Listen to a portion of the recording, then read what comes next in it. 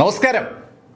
Dozen rice ആ മതിലിന് മുകളിലൂടെ ശരിക്കും അസാമാന്യമായ ചാരുതയോടുകൂടി ആ കോമ്പൗണ്ടിനകത്തേക്ക് ലാൻഡ് ചെയ്യുമ്പോൾ ഡസൺ ഒന്ന് ഞെട്ടിയെന്ന് തന്നെ പറയാം. ശരിക്കും ആ കോമ്പൗണ്ട് അസാധ്യമായ കാഴ്ചകളുടെ ഒരു സമഞ്ജസമായ സമ്മേളനമാണ്. ഒരു മിലിറ്ററി ആസ്ഥാനം, അതുമല്ലെങ്കിൽ ഒരു അടിപൊളി പട്ടണം, ഇത് രണ്ടും കൂടി സമ്മേളിച്ചാൽ എങ്ങനെ ഉണ്ടാകുമോ അങ്ങനെയുള്ളൊരു സ്ഥലത്തേക്കാണ് ഡസൺ റൈസ് എത്തിയിരിക്കുന്നത്. നിശബ്ദനായി ഡസൺ റൈസ് ചുറ്റും ഒന്ന് നോക്കി. ആ നിമിഷത്തിൽ തന്നെ ഡസന് ഒരു കാര്യം കൂടി ബോധ്യമാവുകയാണ്. ആ കോമ്പൗണ്ടിനകത്ത് വൻതോതിൽ സൈന്യമുണ്ട്. ഡ്രാഗൺ വെയിൻ പ്രൊട്ടക്ട് ചെയ്യാനായി രൂപീകരിക്കപ്പെട്ട ഡ്രാഗൺ വെയിൻ പ്രൊട്ടക്ഷൻ കൗൺസിൽ അഥവാ ഡ്രാഗൺ പ്രൊട്ടക്ഷൻ കൗൺസിൽ നശിപ്പിക്കപ്പെട്ടെങ്കിലും ആ കൗൺസിലിൻ്റെ ആളുകൾ ആ വെയിൻ മുറിക്കപ്പെടുന്നതിന് മുമ്പ് തന്നെ അതിശക്തമായ ഒരു ബേസാണ് ഉണ്ടാക്കിയിരിക്കുന്നത്.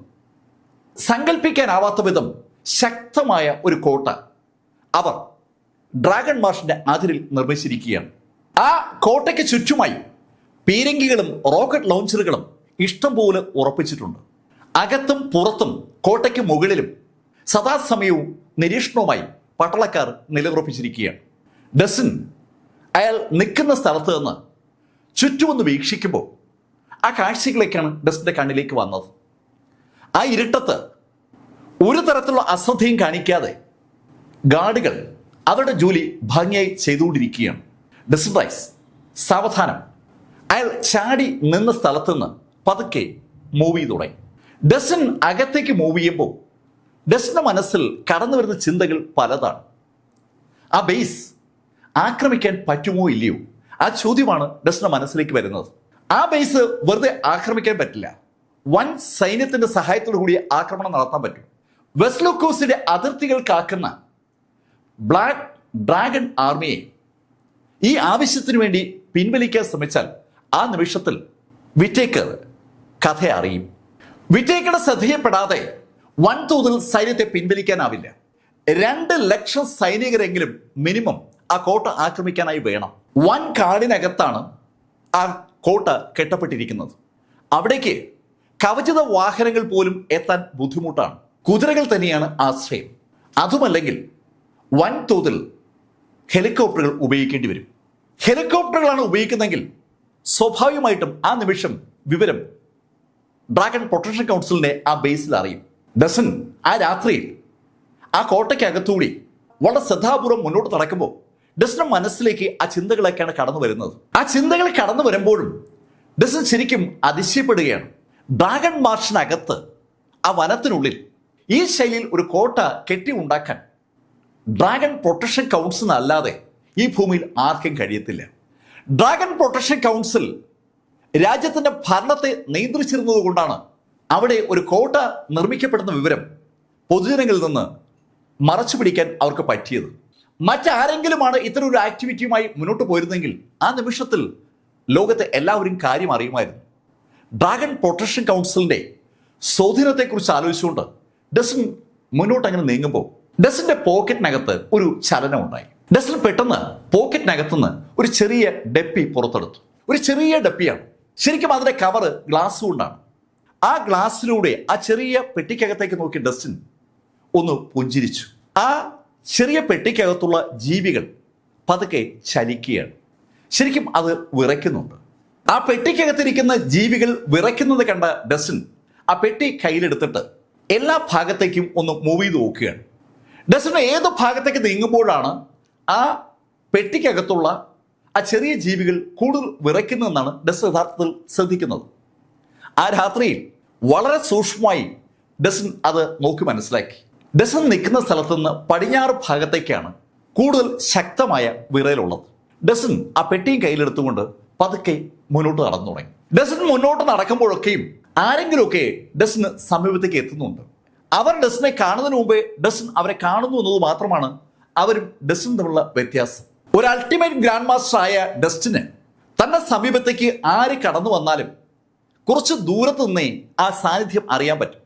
ആ കപ്പാസിറ്റി ഉള്ളത് കൊണ്ട് ഡസൺ ശരിക്കും ഒഴിയുന്നതാണ്. ഡസൺ കടന്നുപോയി കഴിയുമ്പോൾ കാവലുണ്ടായിരുന്ന ഗാർഡ് സംശയത്തോടെ ചുറ്റും നോക്കുന്നുണ്ട്. അയാൾ പുറത്തേക്കിറങ്ങിയും ആകാശത്തേക്കും ചുറ്റുമൊക്കെ നോക്കുകയാണ്. എന്തോ ഒരു അനക്കം അയാൾക്ക് അനുഭവപ്പെട്ടു. എന്താണ് ആ അനക്കമെന്ന് അയാൾക്ക് അറിയത്തില്ല. വളരെ മിടുക്കരായ ഗാർഡുകളെയാണ് ഡ്രാഗൺ പ്രൊട്ടക്ഷൻ കൗൺസിലിനെ ആ ബേസ് സംരക്ഷിക്കാനായി വിറ്റേക്കർ നിയോഗിച്ചിരിക്കുന്നത്. അതുകൊണ്ട് തന്നെ ആ ഗാർഡുകൾ മറ്റുള്ളവരെക്കാൾ ഒരു പടി മുന്നിലാണ്. അതുകൊണ്ട് മാത്രമാണ് ഒരു അൾട്ടിമേറ്റ് ഗ്രാൻഡ് മാസ്റ്ററായ ഡസ്റ്റിൻ റൈസിന്റെ ആ ചലനം അവരുടെ ശ്രദ്ധയിൽപ്പെട്ടത്. ഡസ്റ്റിൻ യഥാർത്ഥത്തിൽ ആ രാത്രിയിലെ ഇരുട്ടുമായി ഇഴുകിച്ചേർന്നാണ് മുന്നോട്ട് നീങ്ങിക്കൊണ്ടിരിക്കുന്നത്. ഡസ്റ്റിന് അധിക നേരം അലയേണ്ടി വന്നില്ല. ഡസ്റ്റിൻ നടന്നെത്തിയത് ഒറ്റപ്പെട്ട് നിൽക്കുന്ന ഒരു ബിൽഡിങ്ങിനടുത്താണ്. ശരിക്കും ഒരു കോട്ടേജിന്റെ മുന്നിലാണ് ഇപ്പോൾ ഡസ്റ്റിൻ എത്തിയിരിക്കുന്നത്. ഡസ്റ്റിൻ ആ കോട്ടേജിന്റെ ജനാലയ്ക്ക് സമീപം എത്തുമ്പോൾ അകത്ത് രസകരമായ ഒരു കാഴ്ച ഡസ്റ്റിൻ കാണുകയാണ്. ആ കോട്ടേജിലെ ഒരു മസാജ് ചെയ്യുന്ന ഒരു ടേബിളിന്റെ മുകളിൽ സാക്ഷാൽ ഡസ്റ്റിൻ കെയ്റ്റ്സ് അങ്ങനെ കിടക്കുകയാണ്. ഡസ്റ്റിൻ കെയ്റ്റ്സിന്റെ പുറത്ത് ഒരു സുന്ദരി മസാജ് ചെയ്യുകയാണ്. കെയ്റ്റ്സ് വളരെ സന്തോഷത്തോടുകൂടി അങ്ങനെ കമിഴ്ന്ന് കിടക്കുമ്പോൾ ആ സുന്ദരി ഡസ്റ്റിൻ കെയ്റ്റ്സിനോട് പറഞ്ഞു, ജനറൽ, എനിക്ക് മസാജ് ചെയ്യാൻ മാത്രമല്ല അറിയാവുന്നത്. ഡസ്റ്റിൻ കെയ്റ്റ്സിനെ പ്രലോഭിപ്പിക്കുന്ന ശൈലിയിൽ ആ സുന്ദരി പറഞ്ഞതും കമിഴ്ന്ന് കിടക്കുകയായിരുന്ന ഡസ്റ്റിൻ കെയ്റ്റ്സ് സാവധാനം ഒന്ന് തിരിഞ്ഞു. ഡസ്റ്റിൻ കെയ്റ്റ്സിനെ ആ സുന്ദരി പറഞ്ഞതിന്റെ അർത്ഥം മനസ്സിലായി എന്ന് അയാളുടെ മുഖം വിളിച്ചു പറയുന്നുണ്ട്. അയാൾ ആ സുന്ദരിയോട് ആ കമന്റിന് ഒരു മറു കമന്റ് കൊടുക്കാനായി വാ തുറന്നപ്പോഴാണ് അയാളുടെ വലത് കണ്ണ് ജനാലയിൽ പതിയുന്നത്. ജനാലയ്ക്കപ്പുറത്തേക്ക് ഡസ്റ്റിൻ കെയ്റ്റ്സിന്റെ കണ്ണ് ഒന്ന് പാളിയതും ഡസ്റ്റിൻ കെയ്റ്റ്സ് അയാളുടെ മുന്നിലുള്ള സുന്ദരിയോട് പറഞ്ഞു, തൽക്കാലം എനിക്ക് നിന്റെ സഹായം വേണ്ട, നീ വേഗം ഒന്ന് പൊയ്ക്കേ, ഞാനൊന്ന് വിശ്രമിക്കട്ടെ. ഡസ്റ്റിൻ കെയ്റ്റ്സ് പെട്ടെന്ന് ആ സുന്ദരിയെയും സുന്ദരിയുടെ സഹായിയായ പെൺകുട്ടിയും അവിടെ നിന്ന് ഒഴിവാക്കി. ആ സുന്ദരിമാർ രണ്ടുപേരും ആ മുറിയിൽ നിന്ന് പുറത്തിറങ്ങിയതും ജനാല വഴി ഡസ്റ്റിൻ റൈസ് അകത്തേക്ക് കടന്നു. അകത്തേക്ക് വന്ന ഡസ്റ്റിൻ റൈസ് അവന്റെ അങ്കിളിനോട് ചോദിച്ചു, അങ്കിൾ ശരിക്കും സൂചിച്ച് കിടക്കുകയാണല്ലോ ഇവിടെ. ലോഗൻ, നീ എങ്ങനെ അതിനകത്ത് കടന്നത്? അങ്കിളെ കാണാതെ വന്നപ്പോൾ ഞാൻ തിരക്കി ഇറങ്ങിയതാണ്. ലോഗൻ, നീ ഇങ്ങോട്ട് വരാൻ പാടില്ലായിരുന്നു. ഇത് ശരിക്കും അപകടം പിടിച്ച സ്ഥലമാണ്. അതെനിക്കറിയാം. പക്ഷേ ഞാൻ വരാതിരുന്നാൽ അങ്കിളിന് എന്തെങ്കിലും സംഭവിച്ചോ ഇല്ലെന്ന് ഞാൻ എങ്ങനെ അറിയും? ഡസ്റ്റിൻ റൈസിന്റെ ചോദ്യം ശരിക്കും കാര്യമാത്ര പ്രസക്തമാണ്. ലോഗൻ, നീ വിചാരിക്കുന്നത് പോലെ എളുപ്പമല്ല നമ്മൾ വിചാരിച്ച കാര്യങ്ങൾ. പക്ഷേ ഒരു കാര്യം എനിക്ക് ചെയ്യാൻ പറ്റുമെന്ന് എനിക്കൊരു തോന്നലുണ്ട്. അങ്കിൾ എന്താ ഉദ്ദേശിക്കുന്നത്? ലോഗൻ, നാളെ ഇവിടെ നിന്ന് വിറ്റേക്കർ സ്റ്റോണിലേക്ക് പോകുന്നുണ്ട്. എന്തായാലും ഈ കോട്ട ആക്രമിച്ച് വിറ്റേക്കറെ കീഴ്പ്പെടുത്താൻ നമുക്ക് പറ്റത്തില്ല. നമ്മൾ ഈ കോട്ടയിലേക്ക് സേനയെ കൊണ്ടുവരാനായി അതിർത്തിയിൽ നിന്ന് സേനയെ പിൻവലിച്ചു തുടങ്ങിയാൽ ആ നിമിഷം വിറ്റേക്കർ കാര്യം അറിയും. അതുകൊണ്ട് ഒരു സേനാ നീക്കം ഒരിക്കലും പ്രയോജനപ്പെടില്ല. നമുക്ക് ചെയ്യാൻ കഴിയുന്നത് പതിയിരുന്ന് വിറ്റേക്കറെ ആക്രമിച്ച് കൊലപ്പെടുത്തുക എന്നുള്ളതാണ്. ഡസ്റ്റിന്റെ അങ്കിൾ ഡസ്റ്റിൻ ഹെക്ടർ കെയ്റ്റ്സ് പറയുന്ന കാര്യം 100% ശരിയാണെന്ന് ലോഗനും തോന്നുന്നുണ്ട്. ലോഗൻ ഡസ്റ്റിൻ കെയ്റ്റ്സിനോട് പറഞ്ഞു, അങ്കിൾ പറയുന്നതാണ് ശരി. എന്താ പ്ലാൻ ചെയ്യുന്നത്? ഡസ്റ്റിൻ, പ്ലാനൊന്നും ഇപ്പൊ ഞാൻ പറയുന്നില്ല. പക്ഷെ ഒരു കാര്യം ഞാൻ ഉറപ്പു തരാം, ഞാൻ എങ്ങനെ വിറ്റേക്കറെ ഇവിടുന്ന് പുറത്തെത്തിക്കാം. തൽക്കാലം നീ ഇവിടുന്ന് പൊയ്ക്കോ. ഇനിയും അവിടെ നിന്നാൽ ഡസ്റ്റിൻ റൈസ് പിടിക്കപ്പെടാനുള്ള സാധ്യത വളരെ വലുതാണെന്ന് ഡസ്റ്റിൻ കെയ്റ്റ്സ് ലോഗനെ ബോധ്യപ്പെടുത്തിയതും ലോഗൻ ഡസ്റ്റിൻ കെയ്റ്റ്സിനോട് യാത്ര പറഞ്ഞ് അവിടുന്ന് പുറത്തിറങ്ങി. വന്നതുപോലെ തന്നെ ആരുടെയും ശ്രദ്ധയപ്പെടാതെ ഡസ്റ്റിൻ റൈസ് മതിലിന് മുകളിലൂടെ പുറത്തിറങ്ങി മരങ്ങൾക്ക് മുകളിലൂടെ തോറിയൻ നിൽക്കുന്ന സ്ഥലത്തേക്ക് വന്നു. ലോഗൻ റൈസ് ആ കോട്ടയിൽ നിന്ന് പുറത്തേക്ക് പോയി എന്ന് തോന്നിയ ആ നിമിഷത്തിൽ ഡസ്റ്റിൻ കെയ്റ്റ്സ് അയാളുടെ മുൻവശത്തുള്ള ലാൻഡ് ഫോൺ എടുത്ത് ഒരു നമ്പർ ഡയൽ ചെയ്തു. ഏതാനും മിനിറ്റുകൾ കഴിഞ്ഞതും വിറ്റേക്കറും അനവധി ആളുകളും ആ മുറിയിലേക്ക് വന്നു. ജനറൽ, എന്താ അത്യാവശ്യമായിട്ട് കാണുമെന്ന് പറഞ്ഞ? വിറ്റേക്കർ, ഇവിടെ പാലസിൽ നിന്ന് ഒരു ചാരം വന്നിരുന്നു. ജനറൽ എന്തായി പറയുന്നത്? ഈ കോട്ടയ്ക്കുള്ളിലേക്ക് പാലസിൽ നിന്ന് ഒരു ചാരൻ വരികയും അത് അസാധ്യമാണ്. വിറ്റേക്കർ, ഇവിടെ എന്റെ ഈ മുന്നിൽ ഏതാനും നിമിഷം മുമ്പ് ആ ചാരൻ വന്നിരുന്നു. അതുകൊണ്ടാണ് ഞാൻ വ്യക്തമായി പറയുന്നത്. ജനറൽ പറയുന്നത്? അതെ, ഞാൻ പറയുന്നത് ശരിയാണ്. വന്നത് മറ്റാരുമല്ല, ലോഗൻ റൈസ് ആണ്. ലോഗൻ റൈസ് അവിടെ വന്നിരുന്നു എന്ന് കേട്ടപ്പോ വിറ്റേക്കറിന്റെ മുഖം ഒന്ന് സീരിയസ് ആയി. വിറ്റേക്കർ ഡസ്റ്റിൻ കെയ്റ്റ്സിനോട് പറഞ്ഞു, ലോഗനാണോ വന്നത്? അങ്ങനെയാണെങ്കിൽ അത് ശരിയാകും. അവൻ വേൾഡ് ഷെയ്ക്കിംഗ് ലിസ്റ്റിലെ 10ാം റാങ്കുകാരനാണ്. അവൻ വിചാരിച്ചാൽ ഉറപ്പായിട്ടും ഇവിടെ വരാൻ പറ്റും. വിറ്റേക്കറോട് ഗാർഡുകൾ അവർക്ക് തോന്നിയ സംശയം നേരത്തെ റിപ്പോർട്ട് ചെയ്തിരുന്നു. പാറയുടെ മുകളിലും മതിലിന് മുകളിലും കോട്ടയ്ക്കകത്തുമുള്ള ഗാർഡുകൾ ഒരേപോലെ അസ്വാഭാവികമായ ഒരു ചലനം അവരുടെ ഭാഗത്തുണ്ടായെന്ന് വിറ്റേക്കർക്ക് റിപ്പോർട്ട് ചെയ്തിട്ടുണ്ടായിരുന്നു. ആ ഗാർഡുകൾ അങ്ങനെ റിപ്പോർട്ട് ചെയ്തപ്പോൾ ആ രാത്രിയിൽ കാറ്റ് ലേശം കൂടുതലായതുകൊണ്ട് കാറ്റടിച്ചതായിരിക്കുമെന്ന് വിറ്റേക്കർക്ക് ഒപ്പമുള്ള ജനറൽമാർ ആ ഗാർഡുകളോട് പറയുന്നത് വിറ്റേക്കർ കേട്ടതാണ്. അങ്ങനെ ജനറൽമാർ റിപ്പോർട്ട് ചെയ്തപ്പോഴും വിറ്റേക്കറുടെ ഉള്ളിൽ ഒരു സംശയം ഉണ്ടായിരുന്നു. ആ സംശയം ഇപ്പോൾ ഇതാ യാഥാർത്ഥ്യമായിരിക്കുകയാണ്. വെസ്റ്റ് ലൂക്കോസിയുടെ രാജാവ് റൂഫസ് റൈസിന്റെ മകൻ സാക്ഷൽ ലോഗൻ റൈസ് ആ രാത്രിയിൽ ആ കോട്ടയ്ക്കുള്ളിലേക്ക് വരികയും പോവുകയും ചെയ്തിരിക്കുകയാണ്. ഒരു നിമിഷം ആ വാർത്ത വിറ്റേക്കറെ ഒന്ന് അത്ഭുതപ്പെടുത്തിയെങ്കിലും അടുത്ത നിമിഷം വിറ്റേക്കർ ഡസൻ കേറ്റ്സിനോട് പറഞ്ഞു, ഹേ, ലോഗൻ വന്നു പോയതുപോലെ എളുപ്പമല്ല സേന ഇവിടെ വരിക എന്ന് പറഞ്ഞാൽ. ഈ കോട്ട ആക്രമിക്കാനായി റൂഫസ് റൈസ് സേനയെ പിൻവലിച്ചാൽ ആ നിമിഷം ഞാൻ അറിയും. നമുക്ക് എളുപ്പം തയ്യാറെടുക്കാൻ പറ്റും. സാധാരണഗതിയിൽ ഒരു സേനയ്ക്കും ഈ കോട്ടയെ തകർക്കാൻ പറ്റില്ല. ആ കാര്യം 100% ശരിയാണെന്ന് ജനറൽ ഡസൻ കേറ്റ്സിനും അറിയാം. ഡസൻ കേറ്റ്സ് വിറ്റേക്കറോട് പറഞ്ഞു, വിറ്റേക്കർ, ലോഗൻ വന്നത് എന്നെ സ്വാധീനിക്കാനാണ്, ജനറലെ സ്വാധീനിക്കാനാണ്. അതെ, അവൻ പറഞ്ഞത് ഞാൻ മിസ്റ്റർ വിറ്റേക്കറിനെ ഇവിടെ നിന്ന് പുറത്തെത്തിക്കണമെന്നാണ്. അവൻ്റെ താല്പര്യം കണ്ടപ്പോൾ ഞാൻ അവനോട് വെറുതെ പറഞ്ഞു, നാളെ വിറ്റേക്കർ സ്റ്റോഡിയിലേക്ക് പോകുന്നുണ്ടെന്ന്. അങ്ങനെ പോകുമ്പോൾ വഴിക്ക് വെച്ച് നിങ്ങളെ ആക്രമിച്ച് കൊലപ്പെടുത്താനാണ് അവൻ്റെ പരിപാടി. ഡസൻ റൈസിനോട് ഡസൻ കേറ്റ്സ് പറഞ്ഞ അതേ കാര്യങ്ങൾ ഡസൻ കേറ്റ്സ് അതുപോലെ തന്നെ വിറ്റേക്കറോട് പറഞ്ഞു. ഡസൻ കേറ്റ്സിനെ പൂർണ്ണമായിട്ടും വിറ്റേക്കർ അതുവരെയും വിശ്വസിച്ചിരുന്നില്ല. പക്ഷെ ഇപ്പോൾ ലോഗൻ റൈസിന്റെ പ്ലാൻ എന്താണെന്ന് അതുപോലെ തന്നെ വിറ്റേക്കറോട് ഡസൻ കേറ്റ്സ് പറഞ്ഞതും വിറ്റേക്കറുടെ മുഖത്ത് ഒരു പുഞ്ചിരി വിരിയുകയാണ്. ഹേയ് ജനറൽ, നിങ്ങൾ എന്നെ ശരിക്കും അതിശയപ്പെടുത്തുകയാണ്. ഹേയ് വിറ്റേക്കർ, ഞാൻ കൂടെ നിൽക്കാന്ന് പറഞ്ഞാൽ 100% കൂടെ നിൽക്കുന്ന ആളാണ്. എന്റെ മനസ്സിൽ ഒറ്റ ആഗ്രഹമേ ഉള്ളൂ, വെസ്റ്റ് ലൂക്കോസിലെ റൂഫസ് റൈസ് ഇരിക്കുന്ന അതേ സിംഹാസനം. ആ സിംഹാസനത്തിൽ ഒരു ദിവസമെങ്കിലും എനിക്കൊന്ന് ഇരിക്കണം. അതിന് നിങ്ങൾക്കൊപ്പം നിൽക്കുകയല്ലാതെ വേറെ മാർഗമൊന്നും എനിക്കില്ല. തൻ്റെ മനസ്സിലിരിപ്പ് അതുപോലെ തന്നെ ഡസൻ കേറ്റ്സ് വിറ്റേക്കറോട് പറഞ്ഞപ്പോൾ വിറ്റേക്കർ ചിരിച്ചുകൊണ്ട് ഡസൻ കേറ്റ്സിനോട് പറഞ്ഞു, ഹേയ് ജനറൽ, നിങ്ങൾ ശരിക്കും ഡ്രാഗൺ പ്രൊട്ടക്ഷൻ കൗൺസിലിന്റെ ആൾ തന്നെയായി മാറിയിരിക്കുകയാണ്. ഈ നിമിഷം മുതൽ നിങ്ങൾ പ്രൊട്ടക്ഷൻ കൗൺസിലിന്റെ ഏറ്റവും സീനിയർ മെമ്പറാണ്. സീനിയർ മെമ്പർ ആകുക എന്ന് പറഞ്ഞാൽ ഒരുപാട് കാര്യങ്ങൾ ചെയ്യാൻ ആ പദവി നിങ്ങളെ അനുവദിക്കുമെന്നാണ്. നിങ്ങൾക്ക് ഈ ബേസിലെ പ്രൊട്ടക്ഷൻ കൗൺസിലുമായി ബന്ധപ്പെട്ട ഏതൊരാളെയും നിങ്ങളുടെ ആവശ്യത്തിന് വിനിയോഗിക്കാൻ ഈ നിമിഷം മുതൽ അധികാരം കിട്ടുകയാണ്. എൻ്റെ യാത്രയിൽ എനിക്കൊപ്പം എൻ്റെ പ്രൊട്ടക്ഷൻ്റെ ചുമതലയും ഇന്നു മുതൽ ജനറൽക്കാണ്. ഡ്രാഗൺ പ്രൊട്ടക്ഷൻ കൗൺസിലിൽ വിറ്റേക്കർ കഴിഞ്ഞാൽ ഏതാണ്ട് നെക്സ്റ്റ് എന്ന് വിളിക്കാൻ കഴിയുന്ന ഒരു പൊസിഷനിലേക്കാണ് ആ നിമിഷത്തിൽ വിറ്റേക്കർ ജനറൽ ഡസൻ കേറ്റ്സിനെ എടുത്തുയർത്തുന്നത്. വെസ്റ്റ് ലൂക്കോസിയുടെ രണ്ടാമൻ നിലയിൽ സ്വാഭാവികമായിട്ടും വൻ പവറുള്ള വ്യക്തിയാണ് ഡസൻ കേറ്റ്സ്. ഡസൻ കേറ്റ്സിന്റെ ആ പവറിനെ ഡ്രാഗൺ പ്രൊട്ടക്ഷൻ കൗൺസിലിന്റെ പവലിയൻ മാസ്റ്റർ വിറ്റേക്കർ ശരിക്കും നന്നായി ഉപയോഗിക്കാൻ തീരുമാനിച്ചുവെന്ന് അയാളുടെ ആ അഭിപ്രായം വിളിച്ചു പറയുകയാണ്. വിറ്റേക്കർ പറഞ്ഞ കാര്യം കേട്ടപ്പോൾ ഡസൻ കേറ്റ്സിന് ശരിക്കും സന്തോഷമായി. താൻ എടുത്ത തീരുമാനം 100% ശരിയാണെന്ന് ഇതാ വിറ്റേക്കർ തെളിയിക്കുകയാണ്. ആ ഭാഗത്ത് അങ്ങനെ കാര്യങ്ങൾ നടക്കുമ്പോൾ തോറിയൻ റൈസിന്റെ അടുത്ത് മടങ്ങിയെത്തിയ ഡസ്റ്റിൻ അയാൾ കണ്ട കാര്യങ്ങളൊക്കെ തോറിയനോട് വ്യക്തമാക്കി. ബ്രദർ, അപ്പോൾ നമ്മളിനി എന്ത് ചെയ്യും? തോറിയൻ, ആ വിറ്റേക്കർക്ക് അധികം സമയം കൊടുക്കാൻ നമുക്ക് പറ്റത്തില്ല. അങ്കിൾ എനിക്ക് വാക്ക് നൽകിയിരിക്കുകയാണ്. അവിടെ ആ ബേസിൽ നിന്ന് വിറ്റേക്കറെ സ്റ്റോണിയിലേക്ക് കൊണ്ടുവരാമെന്നാണ് അങ്കിൾ പറഞ്ഞിരിക്കുന്നത്. അങ്കിള് കൊണ്ടുവരുന്നത് ഈ ബ്ലാക്ക് ഗോർജ് മൗണ്ടന് അകത്തുകൂടിയാണ്. ബ്ലാക്ക് ഗോർജ് മൗണ്ടൻ നമ്മൾ വിചാരിക്കും പോലെ ഒരു അട്ടിമറി നടത്താൻ പറ്റിയ സ്ഥലമാണ്. ആ കൊടുങ്കാട്ടിനുള്ളിലെ ഏറ്റവും ദുർഘടമായ മലനിരകൾക്കിടയിലൂടെയുള്ള ഒരു മലമ്പാതയാണ് സ്റ്റോണിയിലേക്കുള്ള എളുപ്പമാർഗം. ആ മാർഗത്തിലൂടെയാണ് സ്റ്റോണിയിലേക്ക് വിറ്റേക്കർ പോകാൻ സാധ്യതയുള്ളതെന്ന് ഡസൻ കേറ്റ്സ് ഡസ്റ്റിനോട് പറഞ്ഞിട്ടുണ്ട്. ആ വഴിയിൽ വെച്ച് വിറ്റേക്കറെ വളഞ്ഞിട്ട് ആക്രമിക്കുക, അതാണ് ഡസൻ കേറ്റ്സ് പറഞ്ഞ പദ്ധതിയുടെ ചുരുക്കം. ഡസൻ കേറ്റ്സ് പറഞ്ഞ കാര്യങ്ങൾ അതുപോലെ ലോഗൻ തോറിയനോട് പറഞ്ഞതും തോറിയൻ ലോഗനോട് ചോദിച്ചു, ബ്രദർ, നമ്മുടെ അങ്കിളിനെ വിശ്വസിക്കാവോ? തോറിയൻ, എനിക്കും അതിൽ സംശയമില്ലാതില്ല.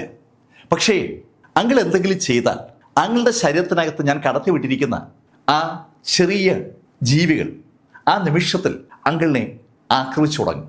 എൻ്റെ കയ്യിൽ ആ ജീവികളുടെ മദർ ബീറ്റിലുണ്ട്.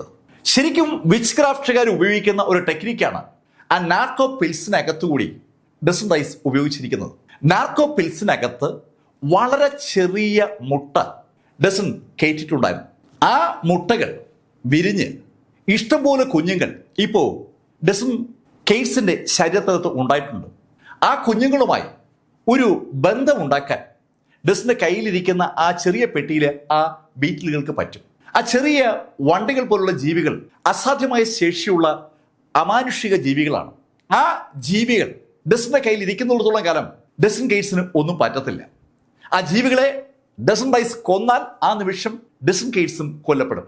രണ്ടും തമ്മിൽ അങ്ങനെ ഒരു കണക്ഷൻ ഉണ്ട്. ആ കാര്യം തോറിനോട് പറഞ്ഞിട്ട് ലോഗൻ തോറിനോട് പറഞ്ഞു, അതുകൊണ്ട് അങ്കിൾ നമുക്കെതിരെ തിരിയില്ലെന്നാണ് എൻ്റെ വിശ്വാസം. തോറിനോട് അങ്ങനെ പറഞ്ഞതിന് ശേഷം ഡസൻ ഒരു പേപ്പർ എടുത്ത് ഒരു ലെറ്റർ എഴുതി. അതിനുശേഷം മറ്റൊരു പേപ്പറിൽ മറ്റൊരു ലെറ്റർ. ആ 2 ലെറ്ററുകളും മടക്കി തോറിനെ ഏൽപ്പിച്ചിട്ട് ഡസൻ ചില നിർദ്ദേശങ്ങൾ കൊടുത്തു. ആ ലെറ്ററുകൾ ആർക്കോ ആ രാത്രിയിൽ തന്നെ തോറിൻ എത്തിക്കേണ്ടതുണ്ട്. ഡസന്റെ നിർദ്ദേശം കിട്ടിയതും തോറിൻ ആ നിമിഷം തന്നെ ഇരുട്ടത്തേക്ക് അങ്ങ് ഇറങ്ങി. ആ രാത്രി അതിവേഗം കടന്നുപോയി. പിറ്റേ ദിവസം ഏകദേശം വൈകുന്നേരം 4 മണിയാണ്. ഡസൻ റൈസും തോറിയനും ഒരു മലയുടെ മുകളിൽ നിൽക്കുകയാണ്. ഡസൻ തോറിനോട് ചോദിച്ചു, തോറിയൻ എല്ലാ കാര്യങ്ങളും അറേഞ്ച് ചെയ്തിട്ടുണ്ടല്ലോ? ബ്രദർ, എല്ലാ ഭാഗത്തും ആളുകളെ അറേഞ്ച് ചെയ്തിരിക്കുകയാണ്. അവർ നിൽക്കുന്ന മലയുടെ തൊട്ടു മുന്നിലാണ് ഒരു മലമ്പാതയുള്ളത്. ആ മലമ്പാതയുടെ മറുഭാഗത്തും ഒരു പാറയാണ്. 2 ഭാഗത്തും പാറക്കെട്ടുകൾ ഇഷ്ടം പോലെയുള്ള ഒരു സ്ഥലമാണ് അവർ വിറ്റേക്കറെ ഇല്ലാതാക്കാനായി തിരഞ്ഞെടുത്തിരിക്കുന്നത്. ഡസൻ റൈസിന്റെ കയ്യിലിരിക്കുന്ന ആ ബൈനോക്കുലറിലൂടെ ഡസൻ ചുറ്റും ഒന്ന് വീക്ഷിച്ചു. ഡസനും തോറിയനും അവരുടെ പദ്ധതി നടപ്പിലാക്കാനായി പാലസിൽ നിന്ന് ഏറ്റവും മിടുക്കരായ ഒരു കൂട്ടം യോദ്ധാക്കളെ അവിടെ എത്തിച്ചിരിക്കുകയാണ്. ബ്ലാക്ക് ഡ്രാഗൺ ആർമിയിലെ ഏറ്റവും മിടുക്കരായ ആളുകളെ മാത്രമാണ് ആ മിഷന് വേണ്ടി തിരഞ്ഞെടുത്തിരിക്കുന്നത്. ആ മിഷന്റെ ഭാഗമായ ആ യോദ്ധാക്കൾ വഴിയുടെ ഇരുഭാഗത്തും പാറകൾക്കിടയിൽ മറഞ്ഞു നിൽക്കുകയാണ്. ഏകദേശം 1000-ഓളം ഭടന്മാരെയാണ് ഡസൻ അറേഞ്ച് ചെയ്തിരിക്കുന്നത്. ആ ഭടന്മാരെ ഒന്ന് നിരീക്ഷിച്ചതിന് ശേഷം ഡസൻ തോറിയനോട് ചോദിച്ചു, തോറിയൻ ബോംബെല്ലാം കറക്റ്റായിട്ട് അറേഞ്ച് ചെയ്തിട്ടുണ്ടല്ലോ? ബ്രദർ, അതെല്ലാം കൃത്യമായി ചെയ്തിട്ടുണ്ട്. ഡ്രാഗൺ പ്രൊട്ടക്ഷൻ കൗൺസിലിന്റെ ബേസിൽ നിന്ന് ചോണിയിലേക്ക് വരുന്ന ആ വഴിയിൽ ഒരു നിശ്ചിത സ്ഥലം എത്തുന്നത് മുതൽ ബോംബുകൾ കുഴിച്ചിട്ടിരിക്കുകയാണ്. വൻതോതിൽ കുഴിബോംബുകൾ കുഴിച്ചിട്ടിരിക്കുന്നു അർത്ഥം. മൈനുകളെല്ലാം പാകി ആ മൈനുകളെ കൺട്രോളുമായി കണക്ട് ചെയ്യുന്ന ജോലിയെല്ലാം അവർ പൂർത്തീകരിച്ചിരിക്കുകയാണ്. ഒരു കാരണവശാലും ഈ പ്രാവശ്യം വിറ്റേക്കർ രക്ഷപ്പെടാൻ പാടില്ല. അതാണ് ഡസന്റെയും തോറിന്റെയും ടാർഗറ്റ് എന്ന് പറയുന്നത്. അവരങ്ങനെ കാത്തിരിക്കുമ്പോൾ ഡസന്റെ അടുത്തേക്ക് ഒരാൾ ഓടി വന്നു. ശരിക്കും ഡസന്റെ കീഴിലുള്ള ആളുകൾ message man to man pass ചെയ്യുകയാണ്. അയാൾ ഡസനോട് പറഞ്ഞു, യുവർ ഹൈനസ്, അവർ വരുന്നുണ്ട്. ഒരു ടീം ആ വഴിയിലേക്ക് വരുന്നുണ്ടെന്നുള്ള ആ ചാരന്റെ റിപ്പോർട്ട് കിട്ടിയതും ഡസൻ അയാളുടെ കൂടെയുള്ള എലൈറ്റ് ഗാർഡുകൾക്ക് ആ നിമിഷം തന്നെ നിർദ്ദേശം കൊടുത്തു. എല്ലാവരോടും റെഡിയാവുള്ള നിർദ്ദേശം കൊടുത്തിട്ട് അവരങ്ങനെ കാത്തിരിക്കുകയാണ്. അങ്ങനെ അവർ കാത്തിരിക്കുമ്പോൾ ദൂരെ നിന്ന് ഒരു ടീം നടന്നു വരുന്നത് അവർക്ക് കാണാം. ഇരുഭാഗത്തും മരങ്ങൾ തിങ്ങി നിറഞ്ഞിരിക്കുന്ന ആ കൊടുങ്കാട്ടിനുള്ളിൽ ശരിക്കും പാറയുള്ള ഭാഗത്തുകൂടി ഒരു വഴിയുണ്ട്. ആ വഴിയിലേക്കാണ് ദൂരെ നിന്ന് ഒരു ടീം നടന്നു വരുന്നത്. ദൂരെ നിന്ന് വരുന്ന ആ ടീമിനെ കണ്ടതും തോറിയൻ ഡസനോട് ചോദിച്ചു, ചേട്ടാ, നമ്മൾ അവരെ എപ്പോഴാണ് ആക്രമിക്കേണ്ടത്? തോറിയൻ, വെയിറ്റ് ചെയ്യും. അവർ പൂർണ്ണമായും നമ്മുടെ ടീമിന്റെ ആക്രമണ പരിധിക്കുള്ളിൽ എത്തിയാൽ മാത്രമേ നമ്മൾ ആക്രമണം സ്റ്റാർട്ട് ചെയ്യാവൂ. ഡസൻ റൈസും തോറിയനും അവർക്കൊപ്പമുള്ള ആ 1000-ഓളം ഗാർഡുകളും നിശബ്ദരായി അങ്ങനെ വെയിറ്റ് ചെയ്തിരിക്കുമ്പോൾ ഒരു ടീം ദൂരെ നിന്ന് അങ്ങോട്ട് നടന്നെത്തി. ഏകദേശം 100-ഓളം പേര് വരുന്ന ഒരു ടീമാണ് ആ വഴിയിലേക്ക് വരുന്നത്. ദൂരെ നിന്ന് തന്നെ നമുക്ക് അവരുടെ ബോഡി ലാംഗ്വേജ് അളക്കാൻ പറ്റും. ശരിക്കും മിടുക്കരായ യോദ്ധാക്കളുടെ ഒരു വൻ ടീമാണ് അങ്ങോട്ടേക്ക് വരുന്നത്. ആ ടീം ആ മലമ്പാതയിൽ കൂടെ നടന്ന് ഡസനും തോറിയും നിൽക്കുന്ന ആ ഭാഗത്ത് മലയുടെ അടിയിലെത്തിയതും ഡസൻ വലത് ഭാഗത്തുള്ള അയാളുടെ സ്പൈയെ ഒന്ന് നോക്കി. ആ സ്പൈയെ അയാളൊന്ന് നോക്കിയതും അയാൾ കൈകൊണ്ട് മറുഭാഗത്തുള്ള ആൾക്ക് ഒരു നിർദ്ദേശം കൊടുത്തു. ശരിക്കും കൈകൊണ്ടുള്ള ആ നിർദ്ദേശം ഒരു രസകരമായ രംഗം അവിടെ സൃഷ്ടിക്കുകയാണ്. ആ നിർദ്ദേശം കിട്ടിയ ആ നിമിഷത്തിൽ വഴിയിലൂടെ നടക്കുകയായിരുന്ന ഡ്രാഗൺ പ്രൊട്ടക്ഷൻ കൗൺസിലിലെ ആ ആളുകൾക്ക് ഒരു അസാധ്യ കാഴ്ച ഉണ്ടാക്കി കൊടുക്കുകയാണ്. ഒരു വെളുത്ത പുക പെട്ടെന്ന് അവരുടെ ആ വഴിക്ക് മുകളിലായി പ്രത്യക്ഷപ്പെട്ടു. തികച്ചും അപ്രതീക്ഷിതമായി ഒരു വെളുത്ത പുക അവരുടെ തലയ്ക്ക് മുകളിൽ പ്രത്യക്ഷപ്പെട്ടപ്പോൾ നടക്കുകയായിരുന്ന ആ ടീമിലെ ഒരാൾ അടുത്ത ആളോട് ചോദിച്ചു, ഇതെന്താ പെട്ടെന്ന് മൂടൽമഞ്ഞുണ്ടായത്? ആ ഭടന്റെ ചോദ്യം കേട്ടതും കൂടെ ഉണ്ടായിരുന്ന ആള് അയാളോട് പറഞ്ഞു, മലയല്ലേ, ഇങ്ങനെയൊക്കെ സംഭവിക്കും. ബ്ലാക്ക് ഗോർജ് മൗണ്ടൻ ശരിക്കും ഭയപ്പെടുത്തുന്ന ഒരു മൗണ്ടൻ നിരയാണ്. അവിടെ ഏത് നിമിഷത്തിൽ വേണമെങ്കിലും ഇതുപോലെ മൂടൽമഞ്ഞ് ഉണ്ടാകാൻ സാധ്യതയുണ്ട്. അത് ആ നടക്കുന്ന ആളുകൾക്കും അറിയാം. അവരങ്ങനെ പറയുമ്പോഴേക്കും മൂടൽമഞ്ഞിന്റെ അളവ് കൂടിക്കൂടി വരികയാണ്. പെട്ടെന്നാണ് ആ മൂടൽമഞ്ഞിന്റെ അളവങ്ങ് കൂടിയത്. അവരുടെ വഴിയാണ് ആദ്യം കവേർഡായത്. അതിനുശേഷം ആ വഴിയുടെ ഇരുഭാഗവും അങ്ങ് കവേർഡായി. അതിവേഗം ആ മൂടൽമഞ്ഞ് മുമ്പിലേക്കും പിന്നിലേക്കും വശങ്ങളിലേക്കും വ്യാപിച്ചതും നേരത്തെ ആ ചോദ്യം ചോദിച്ച ഭടൻ, മാസ്റ്റർ ഇത് അപകടമല്ലേ? ആ ഭടൻ അത് ചോദിക്കുന്നതിന് മുമ്പ് തന്നെ ആ ചുവന്ന വസ്ത്രം ധരിച്ച വ്യക്തി ആ കാര്യം മനസ്സിലാക്കിയിരുന്നു. അയാൾ നടത്തം നിർത്തിയിരിക്കുകയാണ്. ചുവന്ന വസ്ത്രധാരി നടത്തം നിർത്തിയതും സ്വാഭാവികമായിട്ടും അയാളുടെ മുന്നിലും പിന്നിലുമുള്ള ഭടന്മാരും നടത്തം നിർത്തിയിരിക്കുകയാണ്. സകലരും നിശബ്ദരായി അവരെ കവർ ചെയ്തിരിക്കുന്ന ആ മൂടൽ മഞ്ഞിലേക്ക് തന്നെ സൂക്ഷിച്ചു നോക്കുകയാണ്. പെട്ടെന്നാണ് അതിലൊരു ഭടൻ ആ ചുവന്ന വസ്ത്രധാരിയോട് പറഞ്ഞത്, മാസ്റ്റർ ഇതെന്തോ കുഴപ്പമുണ്ടല്ലോ, ഇത് വല്ല പോയിസണുമാണോ? ചുവന്ന വസ്ത്രം ധരിച്ച മനുഷ്യനോട് ആ ഭടൻ ആ ചോദ്യം ചോദിച്ചതും അയാൾ അവരോട് പറഞ്ഞു, ഇത് എന്തൊരു കുഴപ്പത്തിന്റെ സൂചനയാണ്, നമുക്ക് മടങ്ങിപ്പോകാം. അങ്ങനെ പറഞ്ഞുകൊണ്ട് അയാൾ കൂടെയുള്ള ഭടന്മാരോട് പറഞ്ഞു, ഏയ് ബേസിലേക്ക് മടങ്ങ. കേൾക്കേണ്ട താമസം ആ ടീം ഒന്നിച്ച് അവർ വന്ന വഴിയിലേക്ക് തിരിച്ചോടി തുടങ്ങി. മുന്നോട്ട് അവർ ഓടിത്തുടങ്ങിയതും പെട്ടെന്ന് ആ മൂടൽമഞ്ഞ് വഴിയിലേക്ക് അങ്ങ് താഴ്ന്നു. ചുറ്റും മൂടൽമഞ്ഞ് മാത്രം. ചുറ്റും മൂടൽമഞ്ഞ് വന്നിട്ടും അവർ അതൊന്നും വകവയ്ക്കാതെ മുന്നോട്ട് ഓടുകയാണ്. ഏകദേശം ഒരു 7-8 മിനിറ്റെങ്കിലും അവർ ഓടിക്കാണും. 8 മിനിറ്റോളം ഓടിക്കഴിഞ്ഞപ്പോൾ ആ കൂട്ടത്തിലുള്ള എല്ലാവർക്കും ശരിക്കും ക്ഷീണം അനുഭവപ്പെടുന്നുണ്ട്. അതിൽ ഒരു ഭടൻ അടുത്ത് നിൽക്കുന്നതോട് പറയുകയും ചെയ്തു, നമുക്ക് എന്താ പറ്റിയത്, ശരിക്കും ക്ഷീണം തോന്നുന്നുണ്ടല്ലോ. അത് കേട്ടുകൊണ്ട് കൂടെ നിൽക്കുന്ന ആള് അയാളോട് പറഞ്ഞു, ഏയ് സാരമില്ല, കുറച്ചുകൂടെ ഓടിയാൽ നമുക്ക് ബേസിനടുത്തേക്കുള്ള റോഡിലെത്താം. അങ്ങനെ പറഞ്ഞതും ആ ചെറുപ്പക്കാരൻ വീണ്ടും ഓടുകയാണ്. ഇതേ സംഭവം ആ ഗ്രൂപ്പിനകത്ത് എല്ലാം ആവർത്തിക്കുകയാണ്.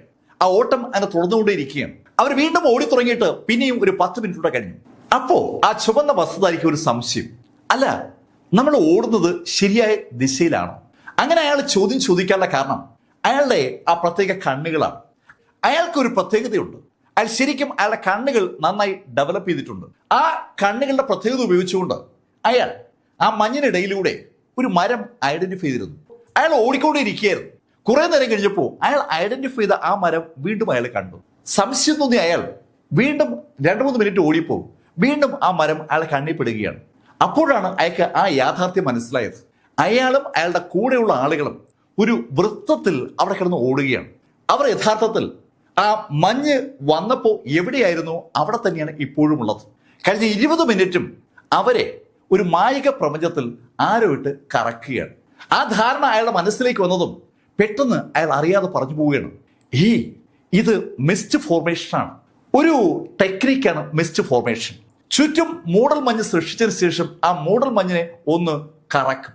ആ മൂടൽ മഞ്ഞ് നമുക്ക് ചുറ്റുമായി കറങ്ങുമ്പോൾ നമ്മളും ആ മൂടൽ മഞ്ഞിനൊപ്പം കറങ്ങി പോവുകയാണ്. സ്വാഭാവികമായിട്ടും ആ മൂടൽ മഞ്ഞിനൊപ്പം കറങ്ങുന്ന ആളുകൾക്ക് സ്ഥലകാല ബോധം നഷ്ടമാവുകയും ശരീരം ക്ഷീണിക്കുകയും ചെയ്യും. ലക്ഷ്യസ്ഥാനത്തേക്ക് ഓടുന്നു എന്ന ധാരണയിൽ ഓടിക്കൊണ്ടേയിരിക്കുന്ന ആളുകൾ ഓടി ഓടി അവസാനം തളർന്ന് താഴെ വീഴും. അതാണ് സംഭവിക്കുന്നത്. ആ യാഥാർത്ഥ്യം മനസ്സിലായതും ആ ചുവന്ന വസ്ത്രധാരി കൂടെയുള്ള ആളുകളോട് പറഞ്ഞു, സ്റ്റോപ്പ്. അയാൾ പറഞ്ഞത് കേട്ടതും എല്ലാവരും സ്റ്റോപ്പായി. നോക്ക്, നമ്മൾ ഒരു അപകടത്തിൽ പെട്ടിരിക്കുകയാണ്.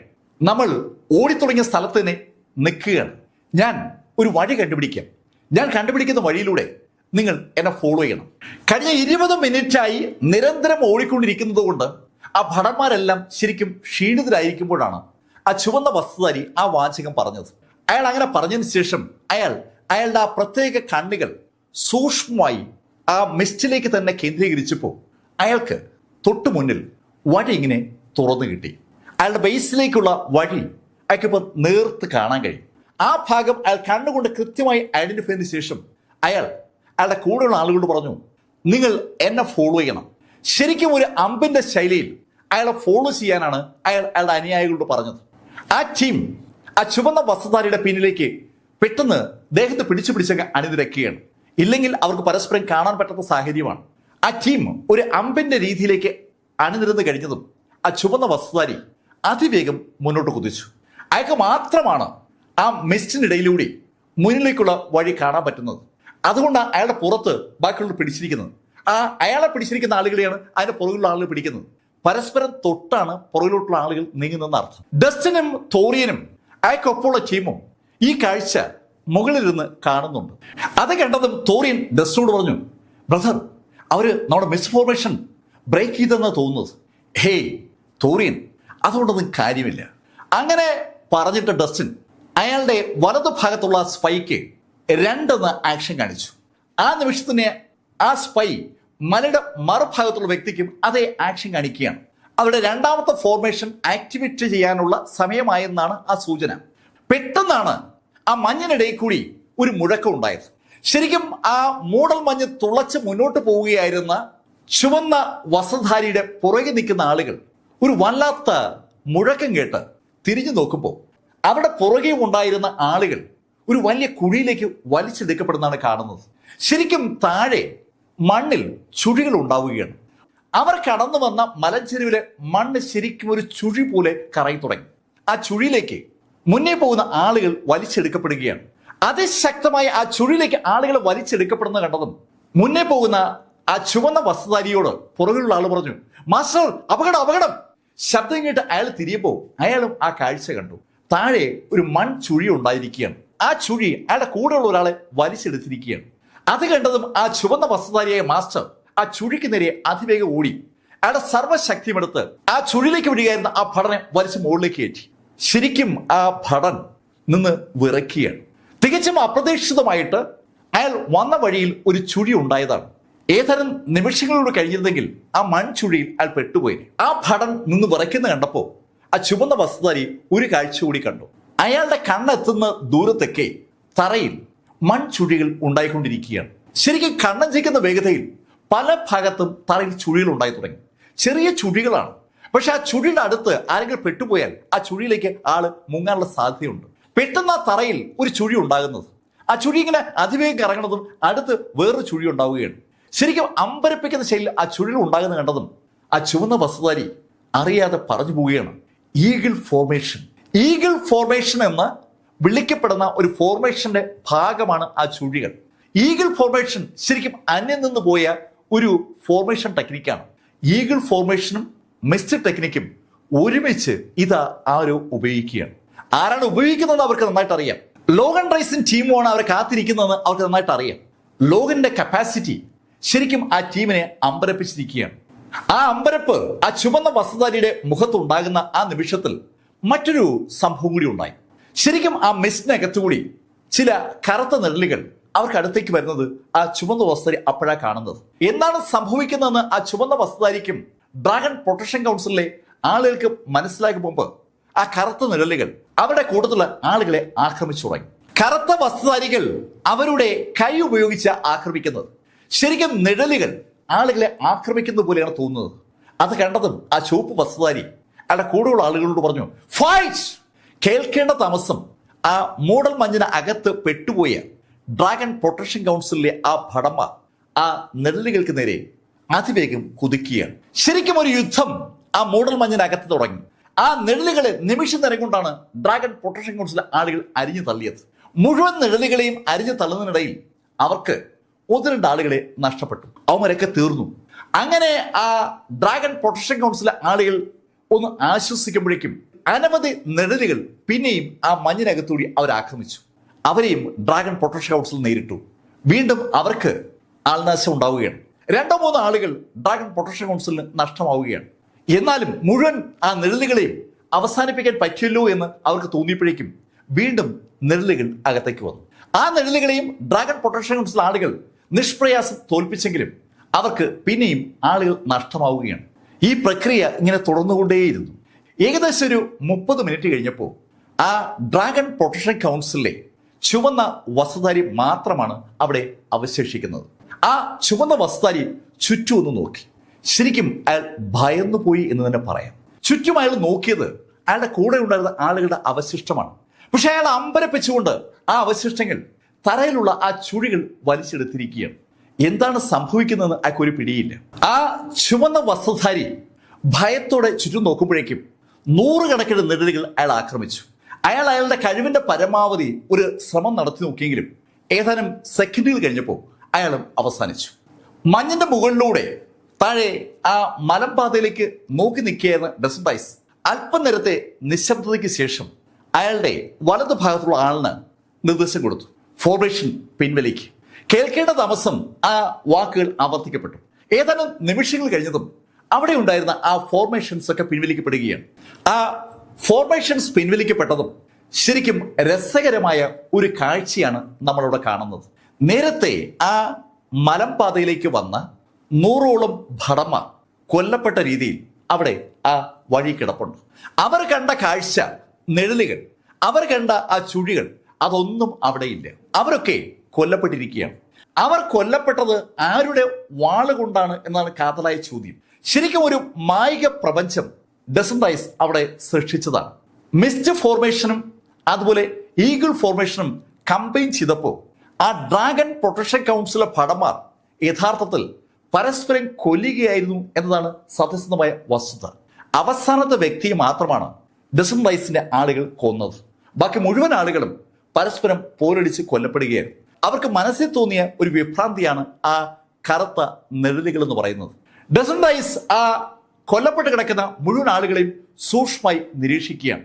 ഡസന്റ് റൈസ് അവിടെയുള്ള ബോഡികൾ സൂക്ഷ്മമായി പരിശോധിക്കുമ്പോൾ തോറിയൻ ഡസ്റ്റോട് പറഞ്ഞു, ബ്രദർ, നമ്മൾ ചതിക്കപ്പെട്ടു എന്നാ തോന്നുന്നത്. തോറിയൻ, നീ എന്താ പറയുന്നത്? ബ്രദർ, നമ്മൾ ശരിക്കും കെണിയപ്പെട്ടു എന്നാ എനിക്ക് തോന്നുന്നത്. എന്തോ ഒരു അസ്വസ്ഥത തോറിയന് ഫീൽ ചെയ്തുകൊണ്ടാണ് തോറിയൻ അങ്ങനെ പറഞ്ഞത്. അത് കേട്ടതും ഡസന്റ് റൈസ് തോറിയനോട് പറഞ്ഞു, തോറിയൻ പേടിക്കണ്ട, നമുക്ക് പിന്മാറാം. അങ്ങനെ ഡസന്റ് റൈസ് പറഞ്ഞതും പെട്ടെന്ന് ഉറക്കെ ഉള്ള ഒരു ചിരി കേട്ടു. ഏഹേ ലോഗൻ, നീ ആള് മെഡിക്കലാണല്ലോ. എന്തായാലും എനിക്ക് ഇഷ്ടമായി. നിന്റെ ഈ മിസ്റ്റ് ഫോർമേഷനും അതുപോലെ നിന്റെ ഈഗിൾ ഫോർമേഷനും സത്യമായിട്ടും നീ ഒരു മെഡിക്കനാണെന്ന് സൂചിപ്പിക്കുന്നതാണ്. എന്തായാലും എനിക്ക് ഇഷ്ടമായി. അങ്ങനെ ആ ശബ്ദം ഉറക്കെ പറഞ്ഞതും ഡസന്റ് റൈസും തോറിയനും ഞെട്ടിത്തിരിഞ്ഞു നോക്കുകയാണ്. അവർ മാത്രമല്ല, അവർക്കൊപ്പമുള്ള ആ 1000ഓളം വരുന്ന ഭടന്മാരും ഞെട്ടി തിരിഞ്ഞു നോക്കുമ്പോൾ അവർ കാണുന്നത് മലയുടെ ഇരുഭാഗത്തു നിന്നും കുതിരപ്പുറത്ത് ഒരു വൻ സേന അവർക്കെതിരെ പാഞ്ഞു വരുന്നതാണ്.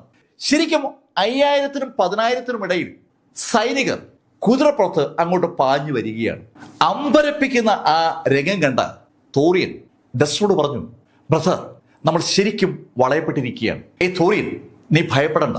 റിസൾട്ട് എന്താണെങ്കിലും നമുക്ക് ശക്തമായി പൊരുതണം.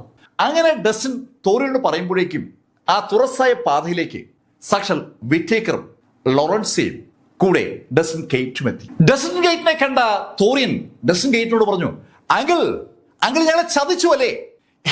തോറിയൻ, ഇതൊക്കെ ചതിയെന്ന് എങ്ങനെ പറയാൻ പറ്റും? സാഹചര്യത്തെ മനസ്സിലാക്കുന്നവനാണ് മിടുക്കൻ. ഞാൻ എന്റെ നിലനിൽപ്പ് മാത്രമാണ് ആലോചിച്ചത്. അപ്പൊ പിന്നെ എനിക്കിതല്ലേ ചെയ്യാൻ പറ്റും. ഡസൻ ഗേറ്റ്സ് അങ്ങനെ പറഞ്ഞതും തോറിയൻ ഡസൻ ഗേറ്റ്സിനോട് പറഞ്ഞു, അങ്കിൾ ഇതിനെ അനുഭവിക്കും. അങ്കിൾ ചതിയാണ് കാണിച്ചത്. വെസ്ലൂക്കോസിയോട് ഒരു സ്നേഹവുമില്ലാതെ അങ്കിൾ ചതിയന്മാർക്കൊപ്പം കൂടിയത് ഒരിക്കലും ന്യായീകരിക്കാനാവില്ല. തോറിയൻ, നീ പറയുന്നതൊക്കെ നിന്റെ ബാലിശ്യമായ വാദങ്ങളാണ്. നാളെ ഞാൻ വെസ്ലൂക്കോസിയുടെ രാജാവായി മാറുമ്പോൾ ഞാൻ പറയുന്നതാണ് നിയമം. ആ നിമിഷത്തിൽ ആളുകൾ അറിയുക ഞാൻ പറഞ്ഞ കഥ മാത്രമാകും. ഡസൻ ഗേറ്റ്സ് പറഞ്ഞത് ശരിക്കും സത്യസന്ധമായ ഒരു വസ്തുതയാണ്. ചരിത്രം എപ്പോഴും വിജയി പറയുന്ന കഥയാണ്. വിജയികൾ പറയുന്നത് മാത്രമാണ് ആളുകൾ ചരിത്രമായി പഠിക്കുന്നത്. പരാജിതന്റെ കഥകൾ ആരും അറിയത്തില്ല. ഇവിടെ ഡസൻ റൈസും അതുപോലെ തോറിയൻ റൈസും ചതിക്കപ്പെട്ടു എന്നുള്ള കഥ നാളെ ആരും അറിയാൻ പോകുന്നില്ല. വിജയായ ഡസൻ ഗേറ്റ്സിന്റെ വീരചരിത്രമായിരിക്കും നാളെ ലോകം അറിയാൻ പോകുന്നത്. ഡസൻ ഗേറ്റ്സ് ആ കാര്യം ഭംഗിയായി തോറിയനോട് പറഞ്ഞതും തോറിയൻ ദേഷ്യപ്പെട്ട് ഡസൻ ഗേറ്റ്സിനോട് പറഞ്ഞു, അങ്കിൾ, ഞാൻ അങ്ങളെ വെറുതെ വിടത്തില്ല. അങ്ങനെ പറഞ്ഞുകൊണ്ട് തോറിയൻ അവന്റെ വാള് വലിച്ചുവരി. തോറിയനൊപ്പം ഒരു വൻ ടീമും ഉണ്ട്. തോറിയനൊപ്പം ആ ടീം മുന്നോട്ട് കുതിച്ചതും അവരെ നേരിടാനായി മുന്നോട്ട് കുതിച്ചത് ലോറൻസിയാണ്. ലോറൻസിയും ഒരു വൻ ടീമുമാണ് തോറിയന് നേരെ കുതിച്ചത്. ശരിക്കും തോറിയന്റെ ടീമും ലോറൻസിയുടെ ടീമും തമ്മിൽ അതിശക്തമായ ഒരു ഫൈറ്റ് ആരംഭിച്ചു. തോറിയൻ റൈസിനൊപ്പമുള്ളത് വളരെ എലൈറ്റ് ആയിട്ടുള്ള 1000ഓളം ഗാർഡുകളാണ്. ബ്ലാക്ക് ഡ്രാഗൺ ആർമിയിൽ നിന്ന് പ്രത്യേകം സെലക്ട് ചെയ്തിരിക്കുന്ന മിടുക്കരായ ആ യോദ്ധാക്കൾ എതിരാളികളായ 4-5 ആളുകളെ നിഷ്പ്രയാസം തോൽപ്പിക്കാൻ കപ്പാസിറ്റി ഉള്ളവരാണ്. പക്ഷേ മറുഭാഗത്ത് ഡ്രാഗൺ പ്രൊട്ടക്ഷൻ കൗൺസിലിന്റെ ആളുകൾ ഏകദേശം 10,000 പേരുണ്ട്. ഇവിടെ ഒരാൾ 5 പേരെ നേരിടുമെന്ന് പറയുമ്പോഴും അതിന് ഇരട്ടി ആളുകളുമായിട്ടാണ് ഡ്രാഗൺ പ്രൊട്ടക്ഷൻ കൗൺസിൽ എത്തിയിരിക്കുന്നത്. അതുകൊണ്ട് തന്നെ യുദ്ധം കൊടുമ്പിരി കൊണ്ടതും തോറിയൻ റൈസിന് പിടിച്ചു നിൽക്കാൻ പറ്റില്ല എന്ന ഒരു യാഥാർത്ഥ്യം ഡസൻ റൈസ് തിരിച്ചറിയുകയാണ്. ഡസൻ ഉറക്കെ തോറിനോട് പറഞ്ഞു, തോറിയൻ സർവശക്തി എടുത്ത് അവരെ ബ്രേക്ക് ചെയ്യും. തോറിയൻ റൈസ് അവിടെ നിന്ന് രക്ഷപ്പെട്ടാൽ സ്വാഭാവികമായിട്ടും റീഇൻഫോഴ്സ്മെന്റ് വെസ്റ്റ്ലുക്കൂസിന് എത്തിക്കാൻ പറ്റുമെന്ന് ഡസൻ റൈസിന് അറിയാം. അതുകൊണ്ടാണ് ഡസൻ ഉറക്കെ അങ്ങനെ പറഞ്ഞത്. ഡസൻ പറഞ്ഞത് കേട്ടതും തോറിയൻ അയാളുടെ കൂടെയുള്ള ആളുകൾക്ക് നിർദ്ദേശം കൊടുത്തു. ശരിക്കും ഒരു അരേനത്തിന്റെ രൂപത്തിലേക്ക് ആ ഫോർമാറ്റ് മാറാനുള്ള നിർദ്ദേശമാണ് തോറിയൻ റൈസ് കൊടുത്തത്. തോറിയൻ റൈസ് അങ്ങനെ പറഞ്ഞ ആ നിമിഷത്തിൽ തോറിയനൊപ്പം ഉണ്ടായിരുന്ന ആ മുഴുവൻ ടീമും ശരിക്കും ഒരു അരേനത്തിന്റെ രൂപത്തിലേക്ക് മാറുകയാണ്. ആ അരേനത്തിന്റെ ചുണ്ടും അതിന്റെ ഉടലും ചിറകുകളും ഒക്കെ അതേപോലെ വരച്ചു വെച്ചതുപോലെ ഒരു സൈനിക വ്യൂഹമുണ്ടായി. ആ വ്യൂഹം അങ്ങനെ ഉണ്ടായ ആ നിമിഷത്തിൽ അതിശക്തമായി തോറിയൻ റൈസും കൂടെയുള്ള ആ ടീമും മുന്നോട്ട് കുതിക്കുകയാണ്. അവരുടെ ലക്ഷ്യം അവരെ വളഞ്ഞിരിക്കുന്ന ആ ടീമിന്റെ ഒരേ ഒരൊറ്റ പോയിന്റാണ്. എതിരെയുള്ള ഡ്രാഗൺ പ്രൊട്ടക്ഷൻ കൗൺസിൽ ടീമിനെ ഒന്നിച്ച് നേരിട്ടാൽ ഒരിക്കലും അവർക്ക് വിജയിക്കാൻ കഴിയില്ല എന്ന് മനസ്സിലാക്കിയ തോറിയൻ റൈസ് ഒരൊറ്റ പോയിന്റിലേക്ക് മുഴുവൻ ആക്രമണത്തെ കൊണ്ടെത്തിക്കുകയാണ്. ശരിക്കും എന്താണ് സംഭവിക്കുന്നതെന്ന് ലോറൻസയ്ക്കും കൂടെയുള്ള ആളുകൾക്കും മനസ്സിലാകുമ്പോഴേക്കും തോറിയൻ റൈസ് ആ ഡ്രാഗൺ പ്രൊട്ടക്ഷൻ കൗൺസിലിന്റെ ആ സേനയെ മുറിച്ചുകൊണ്ട് കാട്ടിനകത്തേക്ക് കടന്നു കഴിഞ്ഞു. ശരിക്കും തോറിയനെയും ഡസനെയും ലോറൻസിയുടെ ആ സേന വളഞ്ഞു നിൽക്കുമ്പോഴാണ് ലോറൻസിയുടെ സേനയെ ബ്രേക്ക് ചെയ്തുകൊണ്ട് തോറിയൻ വനത്തിനകത്തേക്ക് കടക്കുന്നത്. തോറിയന്റെ കൂടെ തോറിയന്റെ സേനയും വനത്തിലേക്ക് കടന്നു. ശരിക്കും അപ്രതീക്ഷിതമായി ഡ്രാഗൺ പ്രൊട്ടക്ഷൻ കൗൺസിൽ സേന ബ്രേക്ക് ചെയ്യപ്പെട്ടതും ലോറൻസോ അയാളുടെ ടീമുകൾക്ക് നിർദ്ദേശം കൊടുത്തു, ഫോളോ ദം. കേൾക്കേണ്ട താമസം ആ എൻറ്റയർ സേനയും തോറിയന്റെ പുറകെ വെച്ചു പിടിക്കുകയാണ്. കൂടെ ലോറൻസിയും ഉണ്ട്. ആ മുഴുവൻ ടീമും അവിടെ നിന്ന് അങ്ങനെ പാഞ്ഞു പോകുമ്പോൾ യുദ്ധകളത്തിൽ അവശേഷിക്കുന്നത് ഡസൻ റൈസ് മാത്രമാണ്.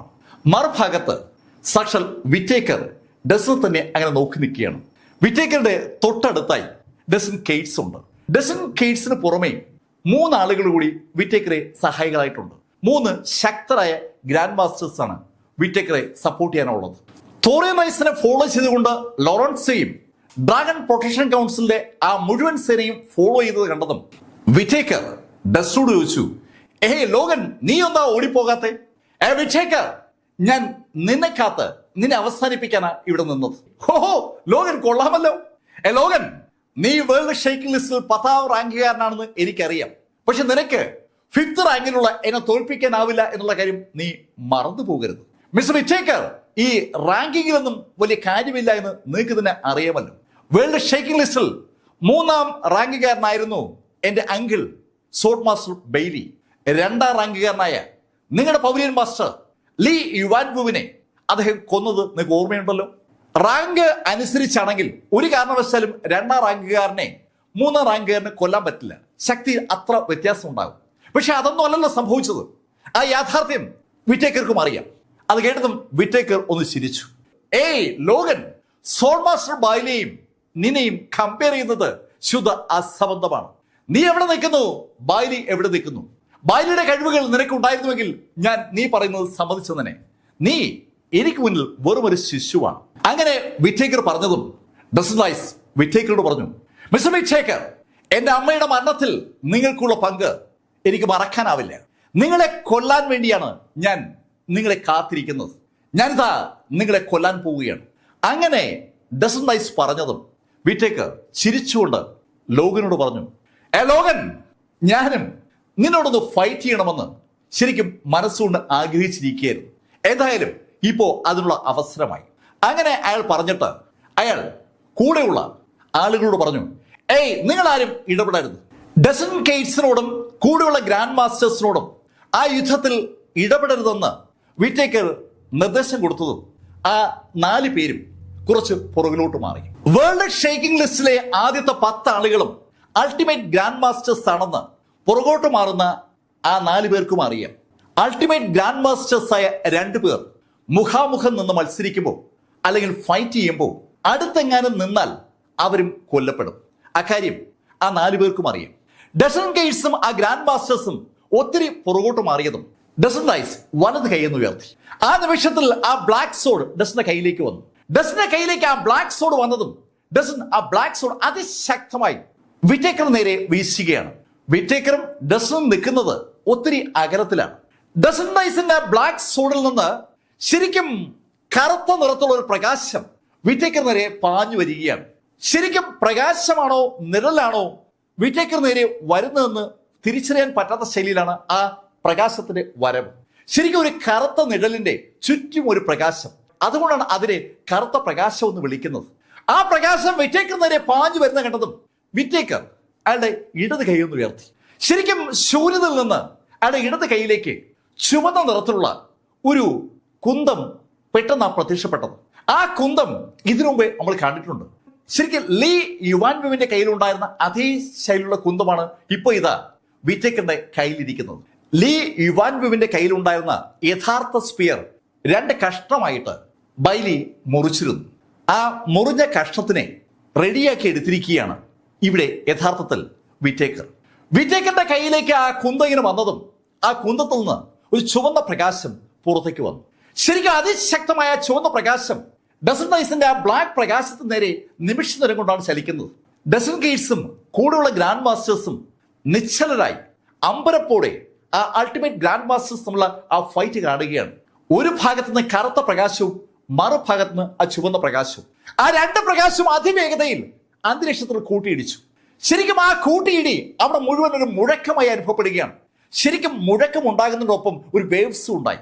ആ വേവ്സിന്റെ ശക്തിയിൽ ഇരുഭാഗത്തുമുള്ള ആ പാറകളും മരങ്ങളും ഒക്കെ പൊട്ടിത്തെറിക്കുകയാണ്. അൺബിലീവബിൾ എന്ന് വിളിക്കാൻ കഴിയുന്ന ശൈലിയിൽ 2 പേരും അതിശക്തമായ മാജിക്കൽ പവറാണ് അവിടെ ഉപയോഗിച്ചിരിക്കുന്നത്. ഡസൻ കേറ്റ്സിന്റെ കയ്യിലുള്ള ആ സ്കൈ സോഡ് ആണെങ്കിലും വിറ്റേക്കറുടെ കയ്യിലുള്ള ആ ചുവന്ന കുന്തമാണെങ്കിലും മാജിക്കൽ വെപ്പൺസ് ആണ്. ആ മാജിക്കൽ വെപ്പണുകളുടെ അതിശക്തമായ ആ ഏറ്റുമുട്ടൽ പരസ്പരം തൊടാതെ ആ അന്തരീക്ഷത്തിൽ ഒരു വൻ സ്ഫോടനമാണ് ഉണ്ടാക്കിയത്. ആ സ്ഫോടനം ഉണ്ടാക്കിയ അതേ നിമിഷത്തിൽ ഡസൻ റൈസ് ഏതാനും അടി പുറകിലേക്ക് നീക്കപ്പെട്ടു. ഡസൻ പുറകിലോട്ട് അങ്ങനെ നീങ്ങുമ്പോൾ ഡസന്റെ കാല് ഉരഞ്ഞ ഭാഗത്തൊക്കെ ശരിക്കും ശക്തമായ ഒരു കുഴി പോലും ഉണ്ടാവുകയാണ്. പക്ഷേ ഡസൻ ഉറച്ച നിൽക്കുന്നത് അത് കണ്ടതും വിറ്റേക്കർ ഒന്ന് ചിരിച്ചു. ഹേയ് ലോഗൻ, നീ ശരിക്കും ശക്തനാണ്. വിറ്റേക്കർ അയാളുടെ ശക്തിയുടെ 50% ഏതാണ്ട് ഉപയോഗിച്ചതാണ്. സാധാരണഗതിയിൽ ഒരു അൾട്ടിമേറ്റ് ഗ്രാൻഡ് മാസ്റ്റർ ദൂരേക്ക് തെറിക്കാൻ ആ പവർ മതി. പക്ഷേ ഡസൻ റൈസ് പിടിച്ചു നിന്നിരിക്കുകയാണ്. അത് കണ്ടതുകൊണ്ടാണ് വിറ്റേക്കർ ലോഗനോട് അങ്ങനെ പറഞ്ഞത്. വിറ്റേക്കർ, നീ ഏത് ശൈലിയിൽ വാചകം പറഞ്ഞാലും ഒരു കാര്യം ഞാൻ ഉറപ്പിച്ചു പറയാം, നിന്നെ ഞാൻ കൊല്ലും. ഡസൻ റൈസിന്റെ പ്രകോപനപരമായ ആ വാക്കുകൾ കേട്ടതും വിറ്റേക്കർ തറയിൽ ഒന്ന് ആഞ്ഞു ചവിട്ടിയിട്ട് ആകാശത്തേക്ക് ഒന്ന് കുതിച്ചു. ശരിക്കും ആകാശത്തേക്ക് കുതിച്ച വിറ്റേക്കറും വിറ്റേക്കറുടെ കയ്യിലിരിക്കുന്ന ആ കുന്തവും ഡസൻ നേരെ ഏതാണ്ട് ആകാശത്തുള്ള പാഞ്ഞു വരികയാണ്. അതേ സമയത്ത് ഡസൻ റൈസും ആകാശത്തേക്ക് കുതിച്ചിരിക്കുകയാണ്. ഡസന്റെ കയ്യിലിരിക്കുന്ന ആ കറുത്ത പ്രകാശം മോഹിപ്പിക്കുന്ന വാള് മുന്നിലും ഡസൻ പുറകിലും. സത്യത്തിൽ ആ വാളുമായി ഡസൻ ഏതാണ്ട് ലയിച്ച് ചേർന്നിരിക്കുകയാണ്. മറുഭാഗത്ത് വിറ്റേക്കർ ആ കുന്തത്തിലേക്ക് ലയിച്ച് ചേർന്നിരിക്കുകയാണ്. നമ്മൾ കാണുന്നത് കുന്തവും വാളും മുന്നോട്ട് വരുന്നതാണ്. പക്ഷെ ആ 2ലും ആളുകൾ കൂടെയുണ്ട്. അതിശക്തമായി ആ വാളും കുന്തവും ആകാശത്ത് കൂട്ടിമുട്ടിയതും ശരിക്കും തീപ്പൊരികളുടെ ഒരു ചിതറല ഉണ്ടായത്. തീപ്പൊരികൾ ചിതറുന്നതിനൊപ്പം അതിഭീകരമായ ശബ്ദവും വേവ്സും ഉണ്ടായി. കണ്ണഞ്ചിപ്പിക്കുന്ന വേഗതയിൽ ആ വേവ്സ് ഇരുഭാഗത്തേക്കും ഇടിച്ചു കയറുമ്പോൾ നേരത്തെ തന്നെ തകർന്ന പാറകൾ 2 ഭാഗത്തു നിന്നും ഏതാണ്ട് അപ്രത്യക്ഷമായി എന്ന് തന്നെ പറയാം. ആ പാറകൾ ചെന്ന് ഇടിക്കുന്നതിന്റെ വേഗതയിൽ മരങ്ങളൊക്കെ ചിതറിത്തെറിക്കുകയാണ്. അതോടൊപ്പം തീയും പടരുന്നുണ്ട്. ശരിക്കും 2 മിസൈലുകൾ കൂട്ടുമുട്ടി എന്ന് പറയാം. പക്ഷെ ആ നിമിഷത്തിൽ ഡസൻ റൈസ് ഒത്തിരി ദൂരേക്ക് തെറിച്ചു വീണു. അതേപോലെ വിറ്റേക്കറും ലേശ പുറകിലോട്ട് മാറിയെങ്കിലും വിറ്റേക്കർ കൂളായി കാലുകുത്തിയാ നിൽക്കുന്നത്. ഡസൻ താഴേക്ക് വീണിട്ട് ഡസൻ എണീറ്റു. ശരിക്കും അതിശക്തമായാണ് ഇപ്രാവശ്യം വിറ്റേക്കർ ലോഗൻ റൈസിനെ ആക്രമിച്ചത്. എന്നിട്ടും ലോഗൻ പിടിച്ചു നിൽക്കുന്ന കണ്ടതും വിറ്റേക്കർ ലോഗനോട് പറഞ്ഞു, ഏയ് ലോഗൻ, നിന്നെ അവസാനിപ്പിച്ചില്ലെങ്കിൽ നീ എനിക്കൊരു പ്രശ്നമാകും. വിറ്റേക്കർ അറിയാതെ പറഞ്ഞുപോയൊരു വാചകമാണ്. ഈ ശൈലിയിൽ ലോഗൻ റൈസിനെ വളരാൻ അനുവദിച്ചാൽ വെറും 5 വർഷം കൊണ്ട് ലോഗൻ അയാളെ പൂർണ്ണമായി പരാജയപ്പെടുത്തുമെന്ന് 100% ഉറപ്പാണ്. ലോഗന്റെ വേഗത, ലോഗന്റെ ശക്തി വിറ്റേക്കർക്ക് സ്വയം ബോധ്യമായിരിക്കുകയാണ്.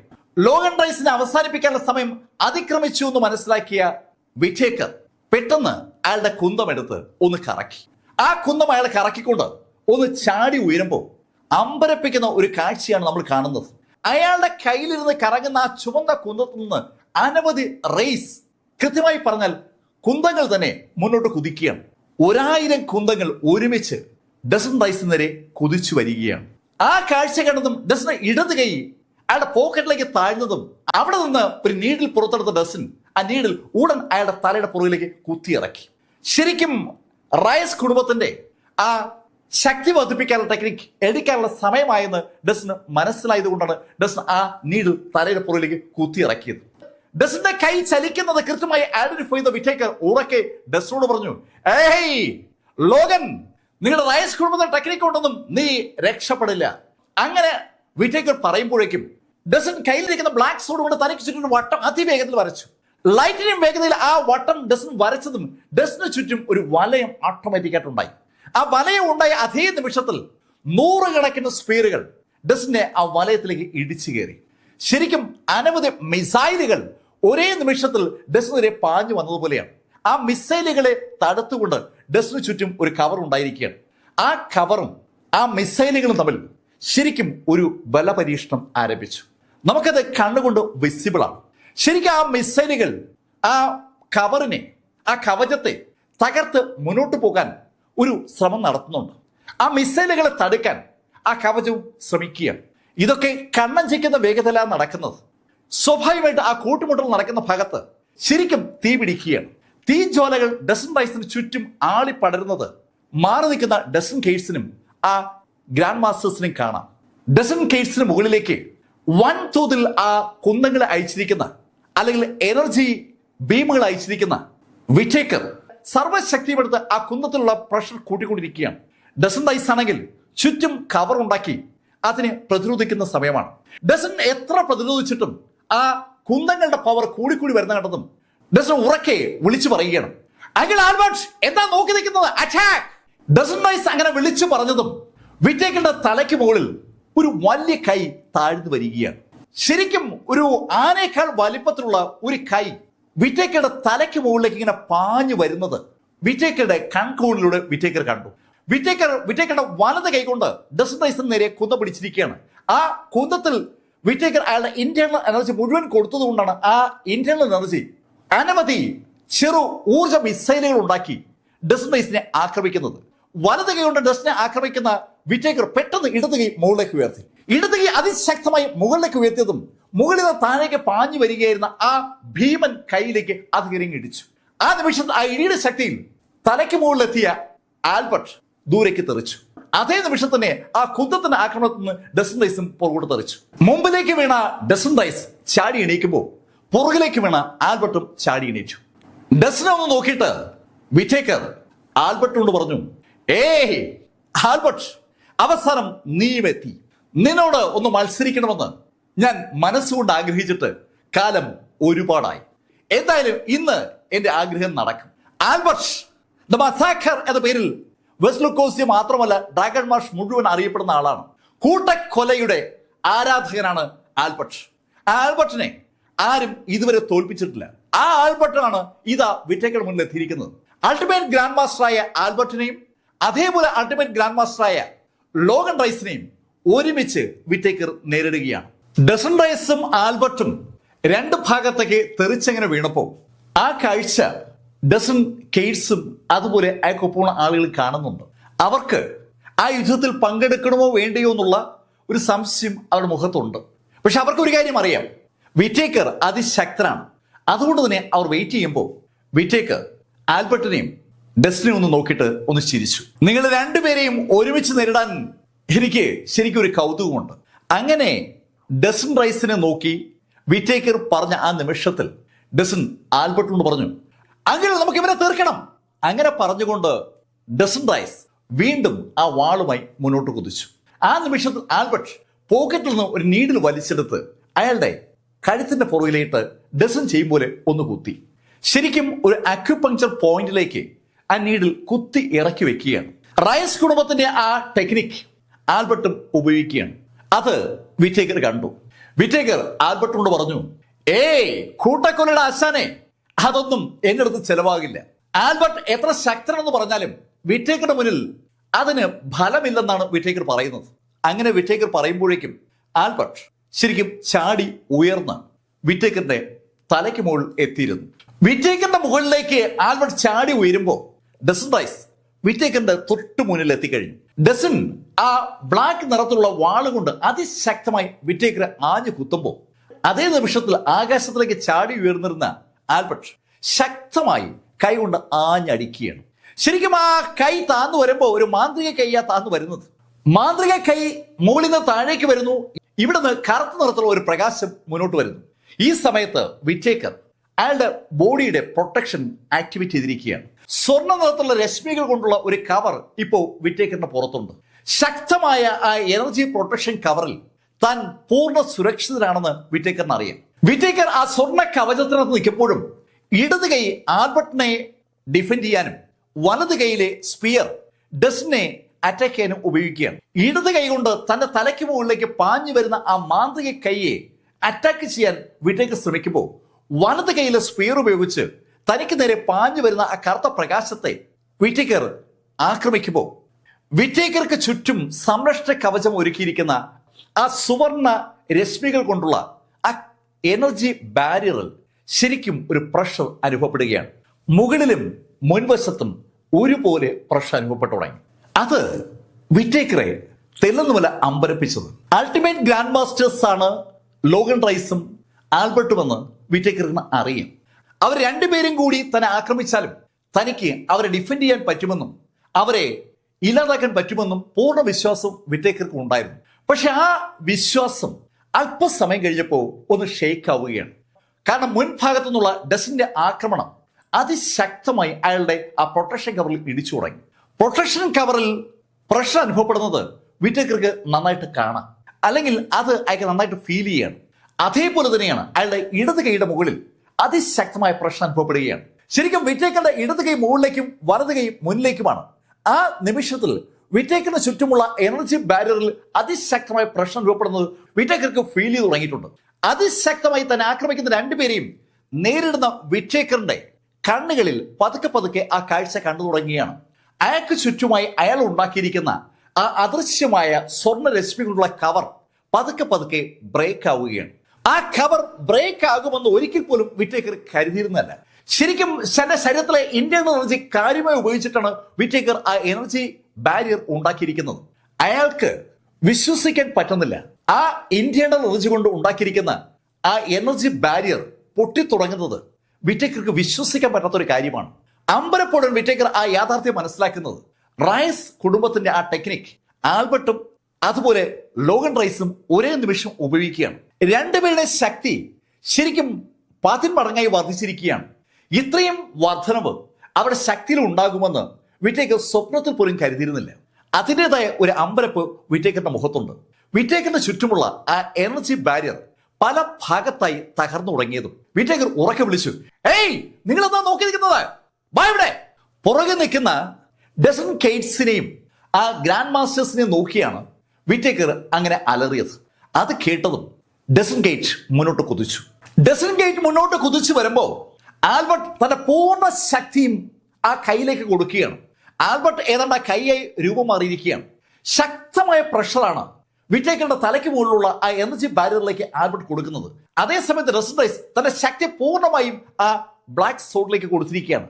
ആ സ്കൈ സോഡിൽ നിന്ന് ശരിക്കും ബ്ലാക്ക് പ്രകാശം അതിശക്തമായി വിറ്റേക്കറിനെ ആ നെഞ്ചിലേക്ക് ആഞ്ഞടിച്ചുകൊണ്ടിരിക്കുമ്പോൾ ഡസൻ ഗേറ്റ്സ് ഓടി അടുത്തെത്തി. ഡസൻ ഗേറ്റ്സ് ഓടി അടുത്തേക്ക് വരുന്നത് കൺകോണിലൂടെ വിറ്റേക്കർ കണ്ടു.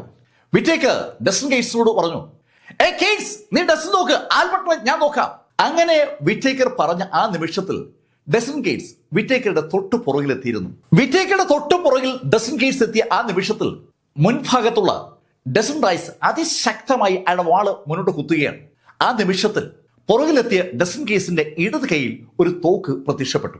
ശരിക്കും അമ്പരപ്പിക്കുന്ന കൃത്യതയിൽ ഡസൻ ഗേറ്റ്സ് ആ തോക്കിന്റെ ട്രിഗറിന് അമർത്തി. എന്താണ് സംഭവിക്കുന്നതെന്ന് വിറ്റേക്കറിന് മനസ്സിലാക്കും മുമ്പ് വിറ്റേക്കറിന്റെ കഴുത്തിന് പുറകിലുള്ള പൊട്ടിയ എനർജി ബാരിയറിനിടയിലൂടെ ആ തോക്കിൽ നിന്ന് ഒരു നീഡിൽ മുന്നോട്ട് പാഞ്ഞിരുന്നു.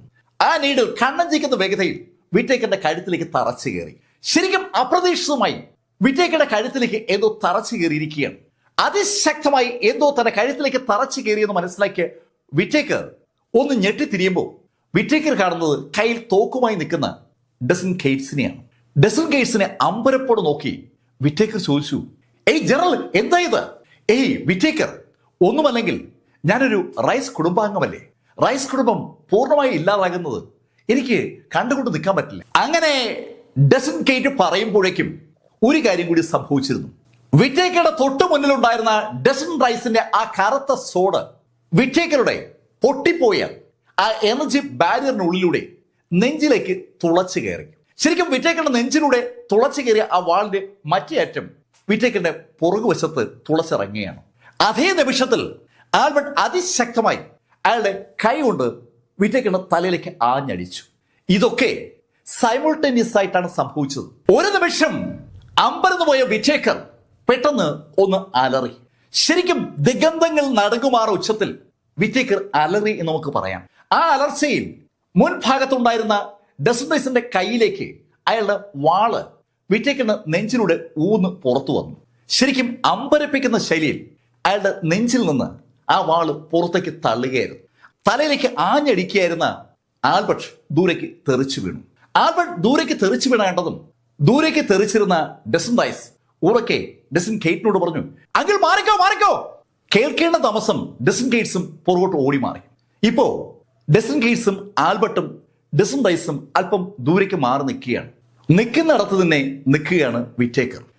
വിറ്റേക്കറുടെ നെഞ്ചിലൂടെ കയറിയ ആ വാള് മറുഭാഗത്ത് പോയി തിരിച്ചിറങ്ങിപ്പോയപ്പോൾ അവിടെ ശരിക്കും ഒരു ദോരം വീണിട്ടുണ്ട്. രക്തം ഇറ്റ് വീഴുന്നത് നമുക്ക് കാണാം. തലയിൽ അതിശക്തമായ അടിയേറ്റതിന്റെ ഒരു പാടും വിറ്റേക്കറുടെ പുറത്തുണ്ട്. പക്ഷെ അതൊന്നുമല്ല വിറ്റേക്കറെ ഉലച്ചിരിക്കുന്നത്. വിറ്റേക്കറുടെ കഴുത്തിലേക്ക് ഡസൻ കേസ് അടിച്ചു കയറ്റിയ ആ വെടിയുണ്ട പോലെയുള്ള ആ നീഡിൽ, അത് യഥാർത്ഥത്തിൽ ഗോഡ് ഡിസ്ട്രക്ഷൻ പോയിസൺ ആണ്. ആ പോയിസൺ 3 മീറ്ററിനകത്ത് നിന്ന് ഒരാളുടെ ശരീരത്തിലേക്ക് തറച്ചു കയറ്റിയാലേ അതിന് ഇഫക്റ്റ് ഉണ്ടാവത്തുള്ളൂ. അതിനുവേണ്ടിയാണ് ആ തോക്കിനകത്ത് നീഡിലിനകത്ത് പോയിസണും പിടിപ്പിച്ചിരിക്കുന്നത്. ശരിക്കും ഒരു ഇഞ്ചക്ഷൻ സൂചി പോലെയാണ് ആ നീഡിൽ അവിടെ പ്രവർത്തിച്ചത്. ആ നീഡിൽ വഴി ആ വിഷം വിറ്റേക്കറിന്റെ ബോഡിയിലേക്ക് കയറിയിരിക്കുകയാണ്. ബോഡിയിലേക്ക് ആ വിഷം കയറിയ നിമിഷത്തിൽ ആ വിഷം ശരീരത്തിൽ പ്രവർത്തിച്ചു തുടങ്ങിയെന്ന് കണ്ടുകൊണ്ട് നിൽക്കുന്നവർക്കും വിറ്റേക്കറിനും അറിയാം. വിറ്റേക്കറിന്റെ ബോഡി ഒന്ന് വിറച്ചു തുടങ്ങി. വിറ്റേക്കറിന് വിശ്വസിക്കാൻ പറ്റുന്നില്ല. താൻ ഈ ശൈലിയിൽ ആക്രമിക്കപ്പെടുമെന്ന് സ്വപ്നത്തിൽ പോലും വിറ്റേക്കർ കരുതിയിട്ടുണ്ടായിരുന്നില്ല. അയാളുടെ എനർജി ബാരിയർ തകർക്കാൻ അയാളെക്കാൾ റാങ്കിൽ കൂടി ഒരാൾക്കെ പറ്റുമെന്ന് വിറ്റേക്കർ നന്നായിട്ട് അറിയാം. പക്ഷെ ഇവിടെ 5ാമനായ അയാളുടെ എനർജി ബാരിയർ 10ാമനായ ലോഗൻ റൈസ് തകർത്തിരിക്കുകയാണ്. ആ ചിന്ത വിറ്റേക്കറെ ഒന്ന് അമ്പരപ്പിച്ചെങ്കിലും ആ അമ്പരപ്പിനൊപ്പം അയാൾ ഒരു വല്ലാത്ത മാഡ്നസ് കയറി വരികയാണ്. ഭ്രാന്ത് അയാൾക്ക് അനുഭവപ്പെട്ടു തുടങ്ങിയതും അയാൾ ഒന്ന് അലറി. ഈ നിമിഷത്തിലാണ് ആ ഗ്രാൻഡ് മാസ്റ്റേഴ്സ് വിറ്റേക്കറെ സഹായിക്കാനായി അടുത്തേക്ക് ഓടി വന്നത്. അവരടുത്തേക്ക് ഓടി വന്നതും വിറ്റേക്കർ ശക്തമായിട്ടൊന്ന് കൈവീശി. അയാൾക്ക് ആരെയും വിശ്വാസമില്ല എന്നതിന്റെ സൂചനയാണ് ആ കൈവീശൽ. വിറ്റേക്കർ അതിശക്തമായി കൈയൊന്ന് വീശിയതും ആ കൈവീശലിന്റെ ഫലമായിട്ട് ഒരു എനർജി ഫ്ലോ തന്നെ ഉണ്ടായി, ഒരു കാറ്റ് തന്നെ ഉണ്ടായി. ആ കാറ്റ് ആ ഗ്രാൻഡ് മാസ്റ്റേഴ്സിനെ ഒന്നടങ്കം എടുത്തങ്ങ് എറിഞ്ഞു. ശരിക്കും അവർ വിറ്റേക്കർ സഹായിക്കാനായി ഓടി വന്നതാണെങ്കിലും വിറ്റേക്കർ അവരും തന്നെ ചതിക്കാൻ സാധ്യതയുണ്ടെന്ന് മനസ്സിലാക്കിയിട്ട് അവരെ അടിച്ച് ദൂരേക്ക് തെറിപ്പിക്കുകയാണ്. ഇപ്പോൾ വിറ്റേക്കറുടെ മുഖം പലതങ്ങ് മാറുകയാണ്. അയാൾ ശരിക്കും കിതയ്ക്കുന്നുണ്ട്. ഒരു ഭയവും അതേസമയം ദേഷ്യവും ഒരുമിച്ച് വിറ്റേക്കർക്ക് വന്നതും വിറ്റേക്കർ ചുറ്റും നോക്കിയിട്ട് തിരിഞ്ഞൊരൊറ്റ ഓട്ടം. വിറ്റേക്കർക്ക് രക്ഷപ്പെടാൻ ഒരൊറ്റ മാർഗമേ ഉള്ളൂ, ബേസിലേക്ക് ഓടിയെത്തുക.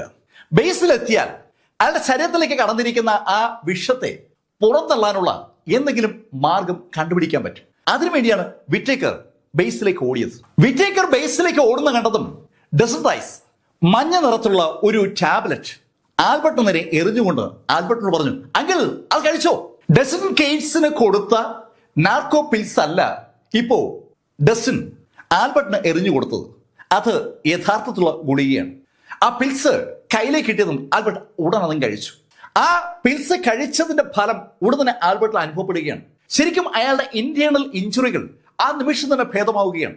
ഒരു വല്ലാത്ത ഊർജം ആൽബർട്ടിന്റെ ശരീരത്തിനകത്തേക്ക് ഇങ്ങനെ കയറി വരുമ്പോൾ ഡസൻ കെയ്റ്റ്സിനോടായി പറഞ്ഞു, നമുക്ക് വിറ്റേക്കറെ വിടാൻ പറ്റില്ല. അത് പറഞ്ഞുകൊണ്ട് ഡസൻ വിറ്റേക്കറിന്റെ പുറകെ ഓടിയതും ആൽബർട്ടും അതുപോലെ ഡസൻ കെയ്റ്റ്സും വിറ്റേക്കറിന്റെ പുറകെ വച്ചു പിടിച്ചു. വിറ്റേക്കർ തറ തൊടാതെ ഓടുകയാണ്. ശരിക്കും അയാൾ ഒരു ജീവൻ മരണ പോരാട്ടത്തിലാണ്. ബേസിൽ ഓടിയെത്തിയാൽ പിന്നെ അയാളെ ഒന്നും ചെയ്യാൻ ആർക്കും പറ്റില്ല. അത് അയാൾക്ക് 100% ഉറപ്പുള്ള കാര്യമാണ്. ആ ഒരു പ്രതീക്ഷയോട് കൂടിയാണ് ആ കാട്ടിനകത്തൂടെ വിറ്റേക്കർ ഓടുന്നത്. വിറ്റേക്കർ പാറകളുടെ പുറത്തു നിന്ന് തറയ്ക്ക് ചാടുമ്പോൾ ഏകദേശം 10-15 അടി ദൂരേക്കൊക്കെയാണ് ചാടുന്നത്. ശരിക്കും അയാൾ പറക്കുകയായിരുന്നു എന്ന് പറയാം. അയാളുടെ ശരീരത്തിൽ ഗുരുതരമായി പരിക്കേറ്റിട്ടും അതൊക്കെ അവഗണിച്ചുകൊണ്ട് വിറ്റേക്കർ ബേസ് ലക്ഷ്യമാക്കി ഓടുകയാണ്. വിറ്റേക്കറിന് ഒരു കാര്യം അറിയാം, അധികം നേരം കഴിയും മുമ്പ് താൻ വീഴും. വീഴുന്നതിന് മുമ്പ് ബേസിനകത്ത് കടക്കണം. ബേസിനകത്ത് കടന്നാൽ അവിടെയുള്ള വിദഗ്ധരായ ഡോക്ടേഴ്സ് വിറ്റേക്കറെ എങ്ങനെയും രക്ഷിക്കും. ആ ഒരു പ്രതീക്ഷയോടുകൂടി വിറ്റേക്കർ ഓടി വരുമ്പോൾ ദൂരെ ആ കോട്ടവാതിൽ വിറ്റേക്കറിന് കാണാം. ആ കോട്ടവാതിൽ കണ്ടപ്പോൾ തന്നെ ഒരു വല്ലാത്ത ആശ്വാസം വിറ്റേക്കറിന്റെ മനസ്സിലേക്ക് വരികയാണ്. ബേസിന്റെ ആ മതില് ദൂരെന്ന് കണ്ട വിറ്റേക്കർ തന്റെ വേഗത വർദ്ധിപ്പിച്ചു. ശരിക്കും അയാൾ ഒരു സ്പ്രിന്ററെ പോലെ ഓടുകയാണ്. അതിവേഗം കോട്ടയ്ക്ക് നേരെ വിറ്റേക്കർ ഓടി വരുമ്പോൾ കോട്ടയുടെ മുകളിലുള്ള ആളുകൾ ഓടി വരുന്ന ആളുടെ നേരെ അവരുടെ ആയുധങ്ങൾ തിരിച്ചു. പീരങ്കികളും മോർട്ടാറുകളും അതുപോലെ റോക്കറ്റ് ലോഞ്ചറുകളും പ്രത്യേക തരത്തിൽ തയ്യാറാക്കപ്പെട്ട അമ്പുകളൊക്കെയാണ് ആയുധം നേരെ തിരിക്കുന്നത്. ആയുധങ്ങൾ തനിക്ക് നേരെ തിരിയുന്ന കണ്ട വിറ്റേക്കർ ഉറക്കെ വിളിച്ചു പറഞ്ഞു, ഏയ് ഇത് ഞാനാണ്. ഒരാള് സ്വാഭാവികമായും കോട്ടയെ ആക്രമിക്കാൻ വരുമ്പോൾ കോട്ടയ്ക്ക് കാവൽ നിൽക്കുന്ന ആളുകൾ ആഗതനെ ആക്രമിക്കുന്നുള്ള കാര്യം വിറ്റേക്കർക്ക് അറിയാം. അതുകൊണ്ടാണ് വിറ്റേക്കർ ഉറക്കെ വിളിച്ചത്. വിറ്റേക്കർ അങ്ങനെ വിളിച്ചു പറഞ്ഞുകൊണ്ട് കോട്ടവാതിലിന് നേരെ ഓടുകയാണ്. ഏയ് വാതിൽ തുറക്ക്! ഉറക്കെയാണ് വിറ്റേക്കർ ആജ്ഞാപിക്കുന്നത്.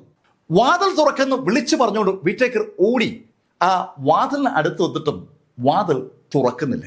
അമ്പരപ്പോടെ വിറ്റേക്കർ ആ കോട്ടയ്ക്ക് മുകളിലേക്ക് നോക്കുമ്പോൾ കോട്ട മുകളിലുള്ള എല്ലാ പീരങ്കികളും റോക്കറ്റുകളും അതുപോലെ മറ്റ് ആയുധങ്ങളൊക്കെ അയാൾക്ക് നേരെ ചൂണ്ടിരിക്കുകയാണ്.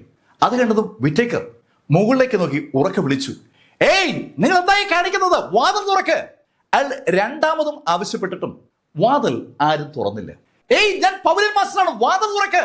വിറ്റേക്കർ വീണ്ടും അങ്ങനെ ആവശ്യപ്പെട്ടിട്ടും ഒരു അനക്കവും കോട്ടവാതിലിന്റെ ഭാഗത്തുനിന്നുണ്ടായില്ല. ശരിക്കും അമ്പരന്ന് പോയ വിറ്റേക്കർ പെട്ടെന്നാണ് ആ ശബ്ദം കേട്ടത്. മിസ്റ്റർ വിറ്റേക്കർ, ആ വാതിൽ ഇനി നിങ്ങൾക്ക് വേണ്ടി തുറക്കില്ല. ശബ്ദം കേട്ട ഭാഗത്തേക്ക് വിറ്റേക്കർ തിരിയുമ്പോൾ ഓടി വരുന്ന ഡസൻ റൈസിനെയാണ് കാണുന്നത്. ഡസന്റെ പുറകിൽ ആൽബർട്ടും അതുപോലെ ഡസൻ കെയ്റ്റ്സും ഉണ്ട്. ഓടിയെത്തുന്ന ആ 3 പേരെയും ഒന്ന് നോക്കിയിട്ട് വിറ്റേക്കർ വാതിലിലേക്ക് നോക്കി ഉറക്കെ വിളിച്ചു, ഏയ് വാതിൽ തുറക്കേ! ഞാൻ അകത്ത് വന്നുണ്ടല്ലോ, നിന്നെ ഒന്നും വെറുതെ വിടത്തില്ല. വീണ്ടും വിറ്റേക്കർ അങ്ങനെ പറയുമ്പോൾ ഡസൻ റൈസ് വിറ്റേക്കറോട് പറഞ്ഞു, ഏഹേയ് വിറ്റേക്കർ, ഈ കോട്ട ഇപ്പോ നിന്റെതല്ല. ലോകൻ എന്താ പറഞ്ഞ? ഈ കോട്ട എന്റെതല്ലെന്നോ? അതേ വിറ്റേക്കർ, ആ കോട്ട ഇപ്പോ നിന്റെതല്ല. ഡസൻ റൈസ് വീണ്ടും ആ വാചകം പറഞ്ഞപ്പോൾ വിശ്വസിക്കാനാവാതെ വിറ്റേക്കർ ഡസനെയും കോട്ടയും ഒന്ന് മാറി മാറി നോക്കുകയാണ്. ഡ്രാഗൺ പ്രൊട്ടക്ഷൻ കൗൺസിലിന്റെ ആ ബേസ് ഇപ്പോ അതിന്റെ പൗരൻ മാസ്റ്ററുടെ അല്ല എന്ന് പറഞ്ഞാൽ എങ്ങനെയാ വിശ്വസിക്കാൻ പറ്റുക? അമ്പരപ്പാണോ ഞെട്ടലാണോ എന്ന് തിരിച്ചറിയാൻ പറ്റാത്ത ഒരു മുഖഭാവം ഇപ്പോ വിറ്റേക്കറുടെ മുഖത്തുണ്ട്. വിറ്റേക്കർ ഡസനോട് ചോദിച്ചു, ലോകൻ തമാശ പറയരുത്. മിസ്റ്റർ വിറ്റേക്കർ, ഈ സമയത്ത് ഞാൻ എന്തിനു നിങ്ങളോട് തമാശ പറയണം? ഞാൻ പറഞ്ഞത് വാസ്തവമാണ്, അല്ലെങ്കിൽ നിങ്ങൾ നോക്കി.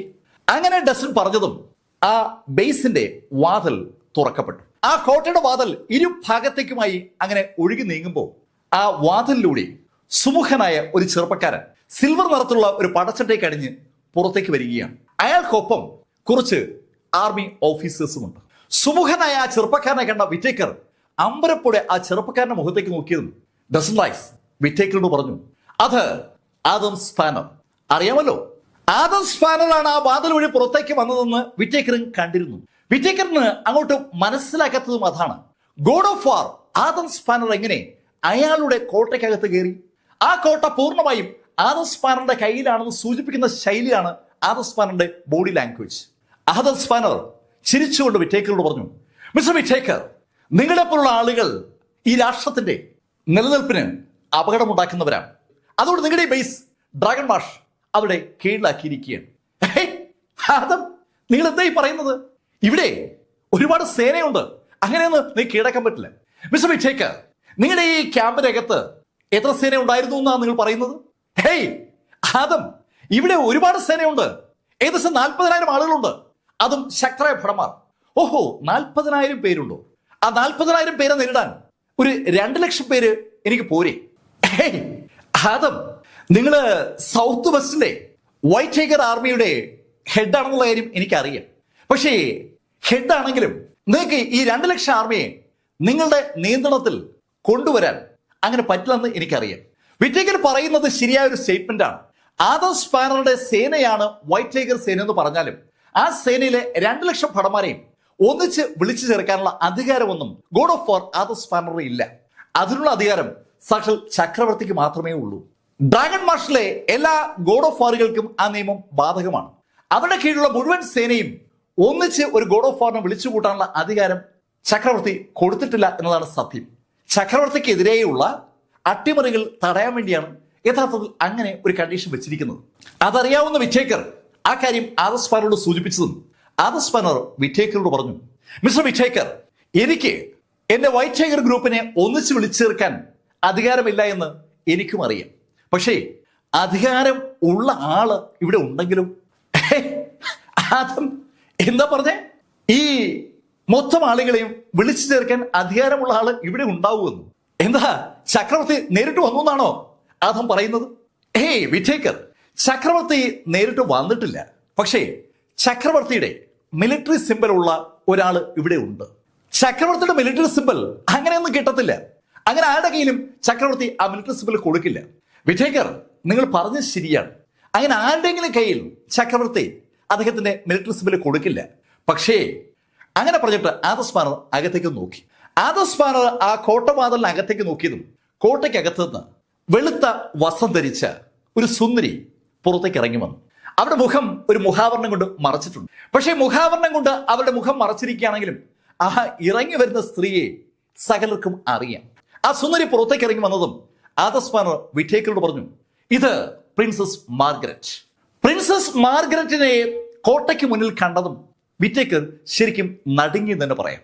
ചക്രവർത്തിയുടെ മകൾ ഇത് ഡ്രാഗൺ പ്രൊട്ടക്ഷൻ കൗൺസിലിന്റെ കോട്ടയ്ക്കകത്ത് എത്തിയിരിക്കുകയാണ്. ആ യാഥാർത്ഥ്യം വിറ്റേക്കറിന്റെ മനസ്സിൽ തെളിഞ്ഞതും മാർഗരറ്റ് വിറ്റേക്കറോട് പറഞ്ഞു, മിസ്റ്റർ വിറ്റേക്കർ, നിങ്ങൾ ഈ രാഷ്ട്രത്തോട് ചെയ്ത ദ്രോഹം ശരിക്കും ഗുരുതരമാണ്. നിങ്ങളെ ഒരു കാരണവശാലും ജീവിക്കാൻ അനുവദിക്കാൻ പറ്റില്ല. നിങ്ങൾ ശിക്ഷിക്കപ്പെടേണ്ടിയിരിക്കുന്നു. വിറ്റേക്കറിനോട് മാർഗരറ്റ് അങ്ങനെ പറയുമ്പോൾ വിറ്റേക്കർ വട്ട് വന്നതുപോലെ ഒന്ന് പൊട്ടിച്ചിരിക്കുകയാണ്. ശരിക്കും അയാൾക്ക് ഭ്രാന്ത് വന്നു എന്ന് തന്നെ പറയാം. കാരണം അയാൾ ഒരിക്കലും സ്വപ്നം കാണാത്ത ചില കാര്യങ്ങളൊക്കെയാണ് ഇവിടെ സംഭവിച്ചിരിക്കുന്നത്. ലോകത്തിലെ ഏറ്റവും ശക്തനായി താൻ മാറുമെന്ന് സ്വപ്നം കണ്ടിരുന്ന വ്യക്തിയാണ് വിറ്റേക്കർ. ഡ്രാഗൺ പ്രൊട്ടക്ഷൻ കൗൺസിലിന്റെ പവലിയൻ മാസ്റ്റർ ആകുക എന്ന് പറഞ്ഞാൽ ലോകത്തിലെ ഏറ്റവും ശക്തനാകുന്നു എന്നാണ്. ലോകത്തിലെ ഏറ്റവും വലിയ ശക്തൻ കോൺലിയസ് ഷുവാൻചി ഇത്തരം കാര്യങ്ങളിലൊന്നും ഇടപെടാതെ മാറി നിൽക്കുന്നുണ്ട്. ഈ ലോകം തന്റെ കാൽക്കീഴിലായി എന്ന് തന്നെയാണ് വിറ്റേക്കർ യഥാർത്ഥത്തിൽ കരുതിയിരുന്നത്. എത്രയോ കാലത്തെ തയ്യാറെടുപ്പ് കൊണ്ടാണ് അയാൾ യഥാർത്ഥത്തിൽ ഇവിടം വരെ എത്തിയത്. 10-25 കൊല്ലങ്ങൾക്ക് മുമ്പ് വെസ്റ്റ് ലൂക്കോസിലേക്ക് വന്ന സാക്ഷാൽ റൂഫസ് റൈസിനൊപ്പം കൂടിയത് ഒരൊറ്റ ലക്ഷ്യം മുന്നിൽ കണ്ടുകൊണ്ടാണ്. ഡ്രാഗൺ പ്രൊട്ടക്ഷൻ കൗൺസിൽ ഈ രാജ്യം മുഴുവൻ കീഴടക്കുന്ന സ്വപ്നം കണ്ടുകൊണ്ടാണ് അയാൾ അന്ന് റൂഫസ് റൈസിനൊപ്പം കൂടിയത്. ആ സ്വപ്നമാണ് ഇതാ അക്ഷരാർത്ഥത്തിൽ തകർന്നു വീഴുന്നത്. വിറ്റേക്കർ ഭ്രാന്തമായി ഒന്ന് ചിരിച്ചതും ഡസൻഡൈസ് പതുക്കെ വിറ്റേക്കറിന്റെ അടുത്തേക്ക് നടക്കുകയാണ്. വിറ്റേക്കറിന്റെ അടുത്തേക്ക് ഡസൻഡൈസ് നടക്കുന്ന കണ്ടതും വിറ്റേക്കർ ഒന്നുള്ളൊന്ന് ചിരിച്ചു. ലോഗൻ, നിങ്ങൾ എല്ലാവരും കൂടി എന്നെ കൊല്ലാൻ തീരുമാനിച്ചാൽ എനിക്കിങ്ങ് വെറുതെ പോവാൻ പറ്റില്ലല്ലോ. ഞാൻ നിന്നെ കൊണ്ടേ പോകൂ.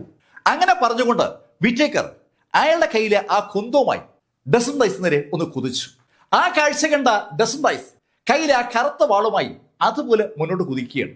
ശരിക്കും കണ്ണഞ്ചിക്കുന്ന വേഗതയിൽ 2 മഹാരഥന്മാർ മുഖത്തോട് മുഖം ഏറ്റുമുട്ടുന്ന നിമിഷത്തിൽ ഡസൻഡൈസ് വിറ്റേക്കറെ കടന്നു പോകുമ്പോൾ ഡസൻഡൈസിന്റെ കയ്യിലെ ആ വാള് വിറ്റേക്കറുടെ കഴുത്തിലൂടെ അങ്ങ് കടന്നുപോയി.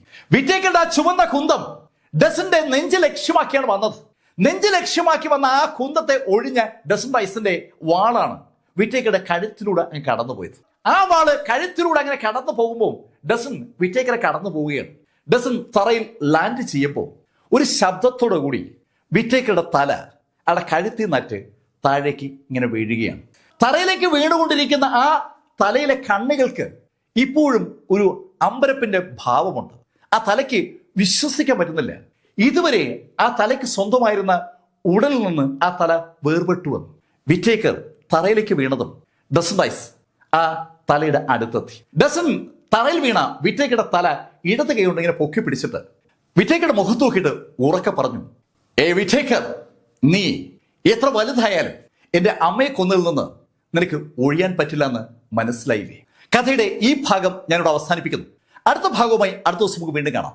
ഇതുവരെ ഡസൻ മൈസിന്റെ കഥ നിങ്ങളോട് പറഞ്ഞത് ലൈഫിൽ നിന്ന് BS ചന്ദ്രമോഹൻ. കമന്റുകൾ ചെയ്യുക. Thank you.